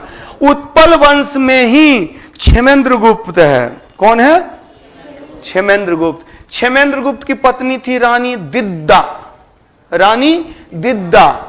उत्पल वंश में, हाँ ये क्लियर। ललितादित्य मुक्तापीड़ को मिटा दूं तो कारकोट वंश का पॉपुलर शासक ललितादित्य मुक्तापीड़, इसने परिहासपुर नगर बसाया और इसने मार्तंड मंदिर का, सूर्य के मार्तंड मंदिर का निर्माण करवाया। उत्पल वंश का संस्थापक है अवंती वर्मन, और इसमें जो पॉपुलर शासक है क्षेमेंद्र गुप्त की पत्नी थी रानी दिद्दा। अच्छा एक चीज याद रखिएगा, रानी दिद्दा जो थी ना, रानी दिद्दा ये लोहार वंश की राजकुमारी थी, प्रिंसेस ऑफ लोहार डायनेस्टी। और लगभग बोला जाता है कि क्षेमेंद्र गुप्त की मृत्यु होने पर लगभग 50 साल तक शासन किया था कश्मीर पर। 50 वर्षों तक कश्मीर पर शासन किया था। किसने? रानी दिद्दा ने। रानी दिद्दा लोहार वंश की राजकुमारी थी। तो कारकोट वंश का पॉपुलर हो गया ललितादित्य मुक्तापीड़, जिसने परिहासपुर नगर बसाया और सूर्य के मार्तंड मंदिर का निर्माण करवाया। उत्पल वंश का क्षेमेंद्र गुप्त की पत्नी थी रानी दिद्दा ने लगभग 50 वर्ष तक शासन किया। लोहार वंश का संस्थापक है संग्रामराज, और संग्रामराज संस्थापक है।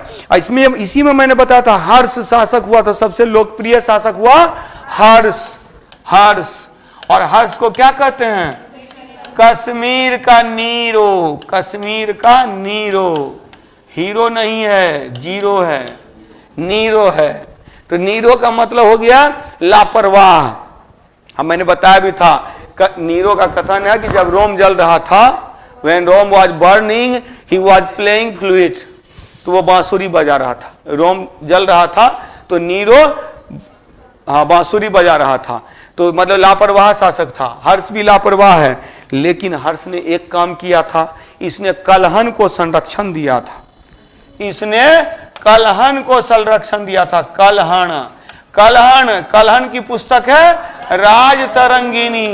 राजतरंगिनी भारत का प्रथम ऐतिहासिक ग्रंथ है। और एक चीज याद रखिएगा कि this book was completed by many people, बहुत सारे लोगों के द्वारा यह पुस्तक लिखी गई है।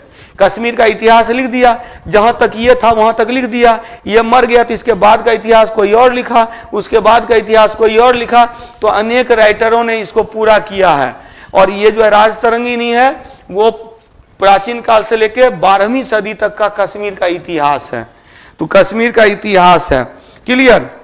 इसके बाद याद रखेंगे कश्मीर में इसके बाद इस वंश का एक महत्वपूर्ण शासक हुआ जय सिंह, और जय सिंह के समय में राजतरंगिनी का ये लेखन पूर्ण हुआ।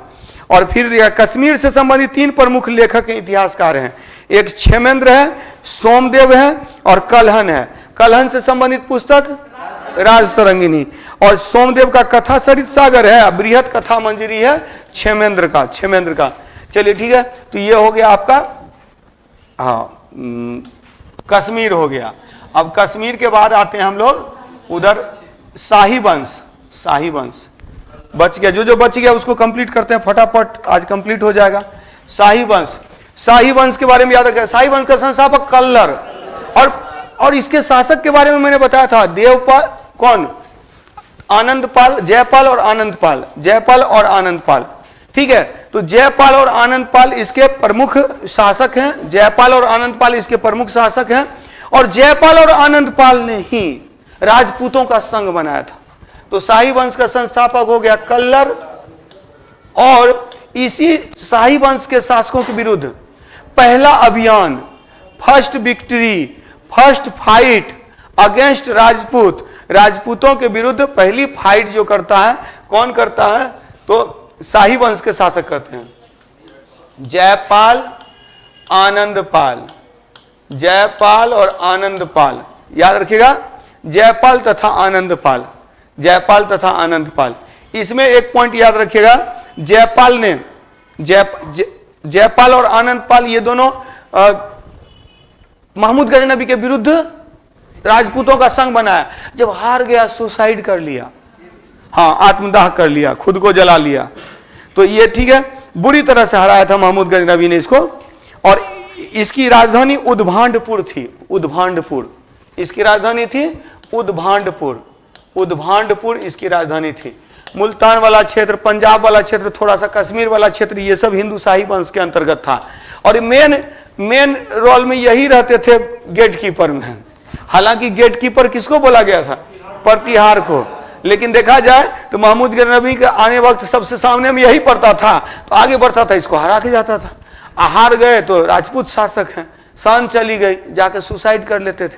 ठीक है, हालांकि इसी से बचने के लिए कोशिश किया था राजपूतों का संघ स्थापित करने का, लेकिन इसमें सफल नहीं हुए और ये हरा नहीं पाए। किसको? महमूद गजनबी को, महमूद गजनबी को। ठीक है, इसके बाद आइए बच गया राष्ट्रकूट वंश, राष्ट्रकूट। अब राष्ट्रकूट के बारे में मैंने बताया था, ये उत्तर में आके सबको कूट देता था, राष्ट्रकूट। ठीक है, इसने पराजित किया, ही डिफीटेड प्रतिहार, ही डिफीटेड पाल। तो इसने पाल को डिफीट, मतलब डिफीट ही हुआ, जब सरेंडर कर दिया तो उसका मतलब हार गया, ये जीत गया। तो वही है, निर्विरोध चुने जाते हैं तो भी तो जीत के आते हैं। तो यहां पर है राष्ट्रकूट वंश का संस्थापक कौन है? दंती दुर्ग, बहुत बार पूछा हुआ question. Danti Durg was the founder of Rashtrakuta dynasty. तो राष्ट्रकूट वंश का संस्थापक कौन था? दंती दुर्ग था। स्थापना 756 में दे रहा है, लगभग 756 ईस्वी में लिखा हुआ, ऊपर में तो देखिए ना। राष्ट्र किसका? अच्छा, शासन तक किया। तो वही चीज है, देखिए एग्जैक्ट इस काल में बहुत सारे शासक हैं जिसके फाउंडर हैं, उसका काल नहीं मिलता है। जैसे कि विजयालय का जो चोल वंश है ना, चोल वंश करेंगे तो उसकी स्थापना किसने की थी? विजयालय ने की थी। तो उससे कई बार क्वेश्चन भी पूछा हुआ 850 ईस्वी में, तो उस तरह से आता है, लेकिन बाकी सब उतना नहीं। दंती दुर्ग इसका संस्थापक है, दंती दुर्ग इसका संस्थापक है। पहला कृष्ण प्रथम, कृष्ण प्रथम पहला जो शासक था, महत्वपूर्ण शासक था कृष्ण प्रथम। अब इसमें शासक कौन कौन है ना, देख लीजिए। कृष्ण प्रथम दंती दुर्ग का चाचा था। जब दंती दुर्ग की मृत्यु हुई तो उसका चाचा शासक बना। दंती दुर्ग, आफ्टर द डेथ ऑफ दंती दुर्ग, तो Krishna first became the king. और कृष्ण प्रथम के समय में ही किस मंदिर का निर्माण हुआ था? तो इसमें याद रखिएगा, महान निर्माता था, एलोरा के कैलाश मंदिर का निर्माण हुआ था। एलोरा के कैलाश मंदिर का निर्माण कृष्ण प्रथम ने किया था। तो दंती दुर्ग का चाचा था कृष्ण प्रथम, और कृष्ण प्रथम, क्लियर। अच्छा, यहां याद रखेंगे राष्ट्रकूटों की राजधानी कहां थी? राष्ट्रकूटों की राजधानी एलिचपुर। शुरू में बोल रहा है क्या, राष्ट्रकूटों का मूल निवास स्थान बीदर था, बाद में एलिचपुर में राष्ट्रकूट राज्य की स्थापना हुई और राष्ट्रकूट, ठीक है, राष्ट्रकूट में याद रखेंगे राष्ट्रकूट वंश का संस्थापक कौन है? दंती दुर्ग है। एलिचपुर इसकी राजधानी थी। कृष्ण प्रथम इसका पहला महत्वपूर्ण शासक है। इसके समय में एलोरा के मंदिर का निर्माण किया गया था। एलोरा के मंदिर का निर्माण किया गया था, एक पत्थर को ही काटकर, पाषाण खंड को काटकर। एलोरा की गुफाएं है ना, एलोरा की गुफाएं और अजंता की गुफाएं कहाँ है? महाराष्ट्र में है। तो यानी राष्ट्रकूट का मुख्य क्षेत्र कहाँ है? महाराष्ट्र है, महाराष्ट्र। और इसके बाद ध्रुव शासक हुआ, कृष्ण के बाद ध्रुव शासक हुआ। और ध्रुव ने क्या किया था? प्रतिहार वंश के शासकों को हराया था। धर्मपाल ने इसके सामने आत्मसमर्पण कर दिया था, ध्रुव। तो ध्रुव ने त्रिपक्षीय संघर्ष में, ये तो मैंने बताया भी था, पिछले क्लास में भी बताया था कि 3 व्यक्ति था, ध्रुव, गोविंद तृतीय ही ना है, गोविंद तृतीय और अमोघ वर्ष, अमोघ वर्ष। तो त्रिपक्षीय संघर्ष से ये 3 संबंधित है। ध्रुव और गोविंद तृतीय ने भाग लिया, participated in tri power struggle, but Amogh Varsh की कोई रुचि नहीं थी इस युद्ध में। इस युद्ध में कोई रुचि नहीं थी। उत्तर भारत में इसकी रुचि नहीं थी, दक्षिण में ही खुश था, विद्वान था, लेखक था, और इसके दरबार में लेखक रहते थे, जिनसेन रहते थे। ठीक है, तो जिनसेन, स्वयंभू, महावीराचार्य, ये सब विद्वान इसके दरबार में रहते थे। खुद भी लेखक है अमोघ वर्ष, वॉज ऑल्सो अ राइटर, उसने एक पुस्तक लिखी कवि राजमार्ग, कवि राजमार्ग पुस्तक की रचना की। क्लियर। तो ध्रुव और गोविंद तृतीय ने, ध्रुव एंड गोविंद तृतीय participated in tri power struggle, त्रिपक्षीय संघर्ष में भाग लिया। अच्छा, ध्रुव ने राष्ट्रकूटों के प्रतीक चिन्ह बाद में गंगा यमुना के चिन्ह को जोड़ दिया। गोविंद तृतीय शासक बना और गोविंद तृतीय के बाद कौन है? अमोघ वर्ष। अमोघ वर्ष का मूल नाम सर्व था, इसका मूल नाम सर्व था, अमोघ वर्ष के नाम से शासक बना। यह खुद भी, इसने कन्नड़ में एक बुक लिखा है, कन्नड़ में बुक लिखा है कवि राजमार्ग, मतलब समझ रहे, कर्नाटक तक का क्षेत्र जीत लिया है। कर्नाटक मतलब दक्षिण भारत इनके हैंड में है। और इसके दरबार में, अमोघ वर्ष के दरबार में जिनसेन है, स्वयंभू है, महावीराचार्य है। जिनसेन, स्वयंभू, महावीराचार्य, ये किसके दरबार में है? अमोघ वर्ष के दरबार में है, अमोघ वर्ष के दरबार में। और कृष्ण तृतीय अंतिम शक्तिशाली शासक है। कृष्ण तृतीय की राज्यसभा में कन्नड़ भाषा के कवि पौन्य निवास करते थे। पौन्य ने शांति पुराण की रचना की। तो इतना पॉइंट इसमें इंपॉर्टेंट है, इंपॉर्टेंट यही है। ये कवि राजमार्ग से बहुत क्वेश्चन आता है। कन्नड़ में कवि राजमार्ग की पुस्तक की रचना किसने किया? अमोघ वर्ष। कौन विद्वान शासक था, लेखक शासक था राष्ट्रकूट वंश का? तो अमोघ वर्ष। 2 पॉइंट सबसे इंपॉर्टेंट है, संस्थापक दंतिदुर्ग है और दूसरा है कि अमोघ वर्ष। इसके अलावा अगर थोड़ा सा कीजिएगा तो त्रिपक्षीय संघर्ष में भाग लिया था ध्रुव और गोविंद तृतीय ने, जिसने प्रतिहारों को पराजित किया। वहां पहले भी हम लोग देख चुके, वत्सराज को पराजित किया था ध्रुव ने और नागभट्ट द्वितीय को पराजित किया था गोविंद तृतीय ने। इसके बाद एक वंश वाकाटक वंश दिया हुआ, तो वाकाटक वंश के बारे में थोड़ा सा याद रखिएगा। बिंदी शक्ति उसका संस्थापक है, और रुद्रसेन द्वितीय का विवाह किसके साथ हुआ था? प्रभावती गुप्त से हुआ था। अच्छा, अजंता की गुफाएं कितनी गुफाएं? 29 गुफाएं हैं। और 16वां 17वां गुफा जो है ना, वो ये राष्ट्रकूट वंश के शासक के समय में, उसी समय निर्मित किया गया था। चलिए अब लास्ट में बचता है कलचुरी का संस्थापक कौन है? कोक्कल। क्षेत्र कौन सा है? त्रिपुरी। बस इतना ही पॉइंट याद रखना है इसमें कलचुरी में। अब याद रखना, अब 2 सेक्शन है जो आपके लिए सबसे इंपॉर्टेंट है, और वो है पल्लव और चोल। पल्लव और चोल को थोड़ा विस्तार से पढ़ना है। पल्लव वंश का संस्थापक कौन है? श्री विष्णु। चोल वंश का संस्थापक कौन है? विजयालय। पल्लव वंश के शासक अपने मंदिर निर्माण कला के लिए जाने जाते हैं। रथ मंदिरों का इन्होंने निर्माण किया था। 7 रथ मंदिर बनवाया था, जिसको सप्त पैगोडा कहते हैं। रथ मंदिर का निर्माण करवाया था। कावेरी पत्तनम बंदरगाह इन्हीं से संबंधित है। किससे संबंधित है? पल्लव से संबंधित है। पल्लव वंश के शासक यानी पल्लव और चोल कहां है? तमिलनाडु क्षेत्र में। इसको हटा दिया जाए सबको, ठीक है। अब हम लोग करते हैं पल्लव और चोल। तो सबसे पहले पल्लव की बात करेंगे, पल्लव वंश की बात करेंगे।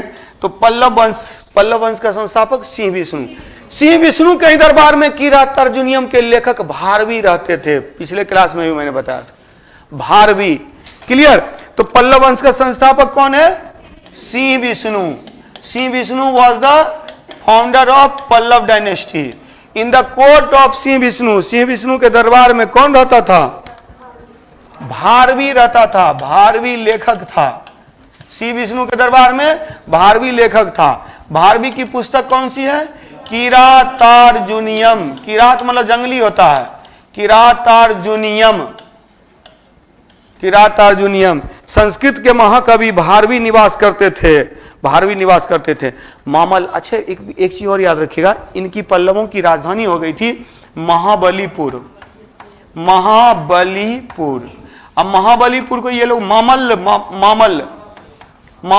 अच्छा, मामल्ल का मतलब महाबली होता है। मामल्ल का मतलब होता है महाबली। मामल्लपुरम को ही महाबलीपुरम कहते हैं। हाँ, मामल्लपुरम में विष्णु के बराह मंदिर का निर्माण श्री विष्णु के समय में ही हुआ था। विष्णु के बराह मंदिर का निर्माण। इसके बाद महेंद्र वर्मन था। श्री विष्णु के बाद कौन हुआ? महेंद्र वर्मन। ये खुद लेखक है Mahendra Varman. Mahendra Varman was also a writer. He had written a book मत विलास प्रहसन, मत विलास प्रहसन, प्रहसन मतलब ये एक प्रकार का ये है कॉमेडी है, व्यंग है, कॉमेडी है, एक प्रकार का व्यंग है, Mat Vilas Prahasan. This book was written by Mahendra Varman. Si Vishnu के दरबार में था, भारवी की पुस्तक है किरातार्जुनियम। महेंद्र वर्मन खुद लेखक है और महेंद्र वर्मन की पुस्तक का नाम क्या है? मत विलास प्रहसन, मत विलास प्रहसन। लेकिन इस वंश का सबसे शक्तिशाली शासक जो था नरसिंह वर्मन था। कौन था? नरसिंह वर्मन, नरसिंह वर्मन, नरसिंह वर्मन। तो नरसिंह वर्मन इस वंश का एक शक्तिशाली शासक है। नरसिंह वर्मन उसने चालुक्यों को पराजित किया और इसने अच्छा एक चीज और कल भी मैंने बताया था, कौंड मतलब होता है विजेता, कौंड मतलब होता है विजेता। इसने वातापी के क्षेत्र को जीता तो वातापी कौंड की उपाधि ली, वातापी का विजेता, वातापी कौंड। और मामल्ल की उपाधि ली। नरसिंह वर्मन ने ही मामल्ल की उपाधि ली। मामल्ल मतलब महाबली, मामल्ल, मामल्ल की उपाधि ली और वातापी कौंड की उपाधि ली। किसने? नरसिंह वर्मन ने। वातापी कौंड मतलब हो गया वातापी का विजेता, वातापी का विजेता। और इसके बाद दूसरा जो था नरसिंह वर्मन द्वितीय, वो ज्यादा शक्तिशाली तो नहीं था, लेकिन उसके समय में काफी सांस्कृतिक उत्थान हुआ, सांस्कृतिक उत्थान हुआ। वो महान निर्माता था। कांची के कैलाश मंदिर का निर्माण और महाबलीपुरम के शोर मंदिर का निर्माण नरसिंह वर्मन द्वितीय ने किया। अब देखिए ये नरसिंह वर्मन प्रथम है, इसके बाद आया नरसिंह वर्मन द्वितीय। नरसिंह वर्मन द्वितीय जो था यह महान निर्माता था, ये जो था निर्माता था। इसने बहुत सारे मंदिरों का निर्माण करवाया, स्पेशली महाबलीपुरम के शोर मंदिर का निर्माण, शोर महाबलीपुरम के शोर मंदिर का निर्माण, शोर मंदिर का निर्माण किसने किया? नरसिंह वर्मन द्वितीय ने करवाया। महाबलीपुरम के, हालांकि महाबलीपुरम के अधिकांश मंदिरों का निर्माण जो है नरसिंह वर्मन प्रथम के में ही हुआ, लेकिन नरसिंह वर्मन द्वितीय ने शोर मंदिर का निर्माण करवाया। और जो सबसे इंपॉर्टेंट पॉइंट है, एक चीज याद रखिएगा, अच्छा कि पल्लव वंश के शासक अपने मंदिर निर्माण शैली के लिए जाने जाते हैं।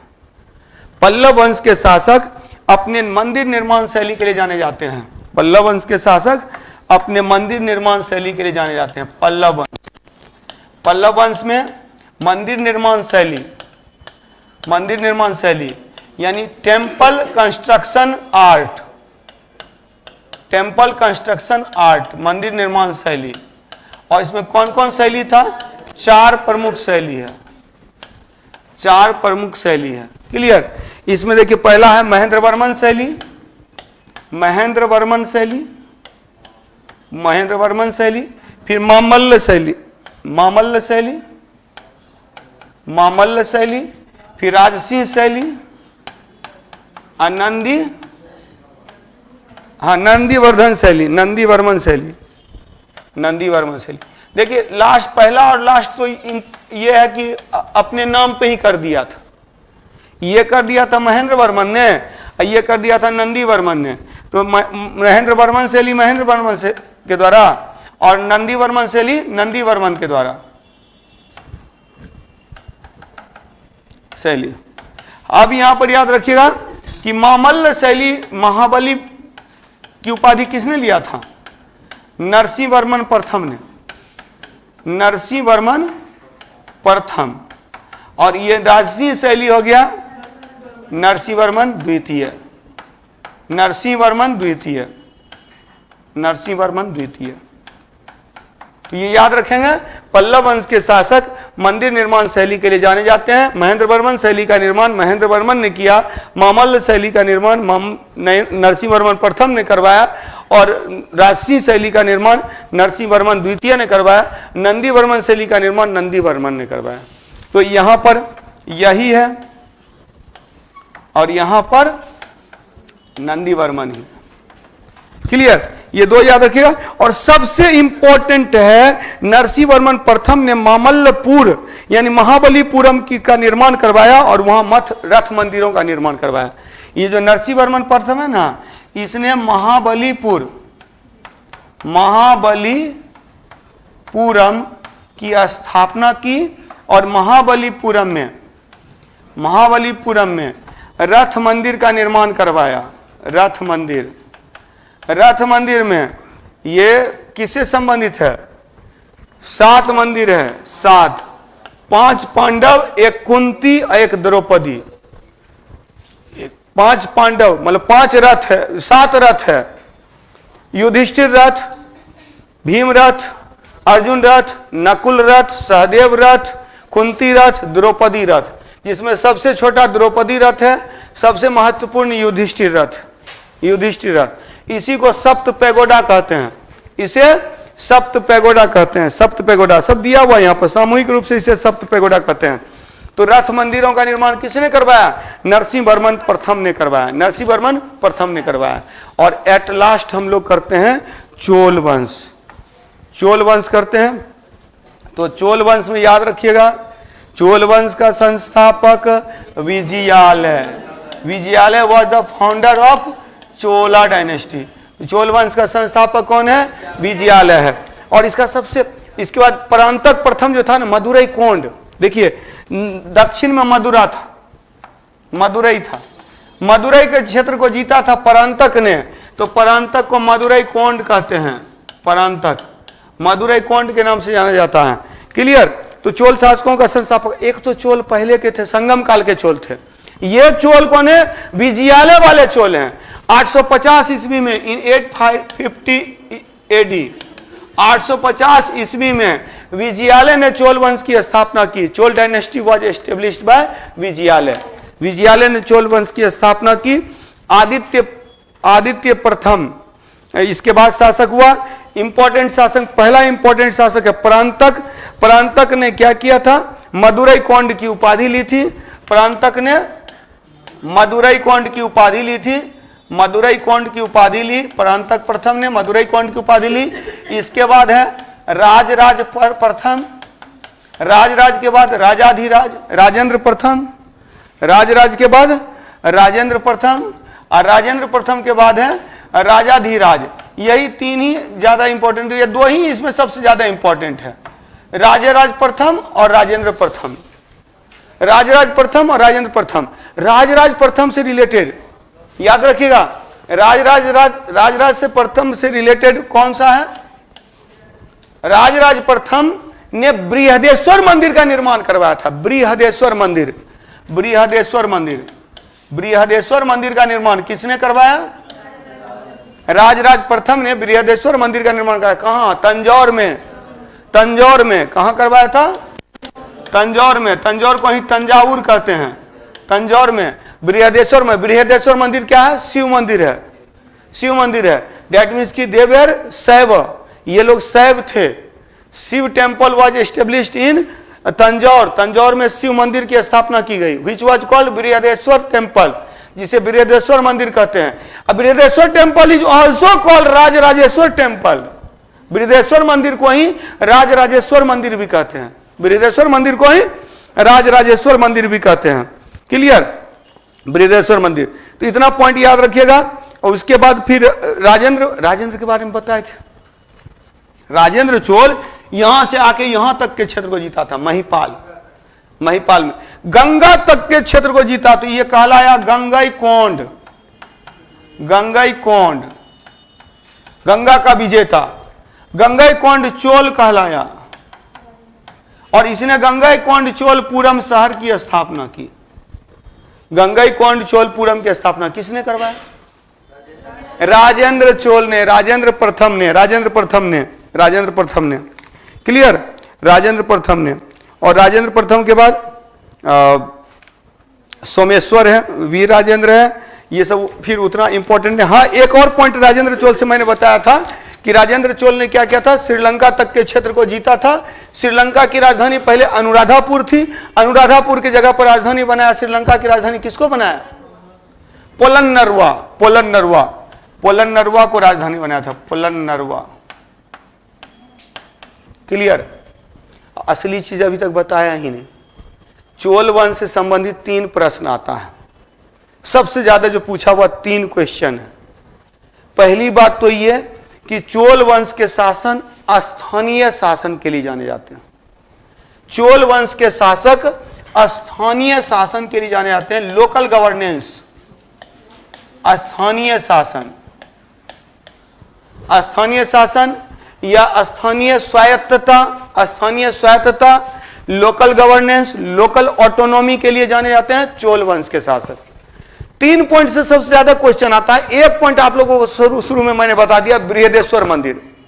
बृहदेश्वर मंदिर से अक्सर क्वेश्चन पूछा गया चोल वंश से कि चोल वंश के शासकों ने बृहदेश्वर मंदिर का निर्माण कराया। बृहदेश्वर मंदिर का निर्माण राजराज प्रथम ने करवाया, इसीलिए बृहदेश्वर मंदिर को राजेश्वर मंदिर कहते हैं। और बृहदेश्वर मंदिर कहाँ है? तो तंजौर में है, तंजावुर में है। यह सबसे इंपॉर्टेंट है।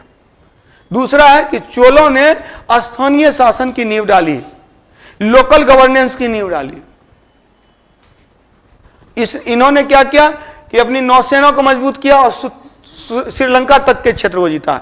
एक और पॉइंट जो काफी इंपॉर्टेंट है, इनसे संबंधित अभिलेख है उत्तर मेरूर अभिलेख। उत्तर मेरूर अभिलेख किनसे संबंधित है? चोलों से संबंधित है। तो चोलों से संबंधित है उत्तर मेरूर अभिलेख। उत्तर मेरूर अभिलेख चोलों से संबंधित है, चोलों से संबंधित है। ठीक है। स्टडी मटेरियल वगैरह भी जहां भी अगर पीडीएफ वगैरह जो है, पीडीएफ जो है ना, सो मैंने बताया भी था कि समर्पण जीएस ये टेलीग्राम चैनल भी है मेरा, तो इस पर जो है सो पीडीएफ वगैरह जो चीजें हैं वो आपको अवेलेबल मिलेंगी। चैप्टर वाइज जो है सो क्वेश्चन वगैरह वो सारा भी आप लोगों को उपलब्ध मिलेगा। ऐसे हम लोग मिशन 50 IAS के ये से तो ऑनलाइन पर प्लेटफॉर्म पर पढ़ ही रहे हैं। तो मिशन 50 IAS का यूट्यूब चैनल भी है, फेसबुक चैनल पेज भी है, तो सभी जगह। और जितना वीडियो है जो भी बन चुका है पहले, वो सारा आप लोग स्टेप बाय स्टेप देखते रहिएगा तो रिवीजन होता रहेगा। और पूरा हाँ, तो इसमें जो है सो आपको जहां कहीं भी फिर दिक्कत होगी ना, तो एक चीज है कि इससे रिलेटेड हर एक से रिलेटेड सारा का सारा पॉइंट जो है सो मेरी कोशिश रहती है कि आपको बुक फॉर्मेट में, क्वेश्चन के फॉर्मेट में आप लोग को उपलब्ध कराया जाए। चलिए ठीक है, तो ये खत्म हो गया। और इस तरह से ये जो आपका सेक्शन था, एक बड़ा सेक्शन था जो निकल गया। अब यही फाउंडेशन में पढ़ते हैं हम लोग, तो एक एक पॉइंट को लिखते हुए चलते हैं। कहीं लिखिएगा तभी जाके याद होगा, ये याद करने वाला ही चीज है। ये ऐसे करके नहीं खत्म होगा कि आप रट लीजिएगा हो जाएगा। और दूसरी बात, इतने ज्यादा यहाँ पर जो स्कोप है, मतलब इतने शासक वंश हैं, कंफ्यूजन क्रिएट होता है, तो बार बार देखना पड़ता है।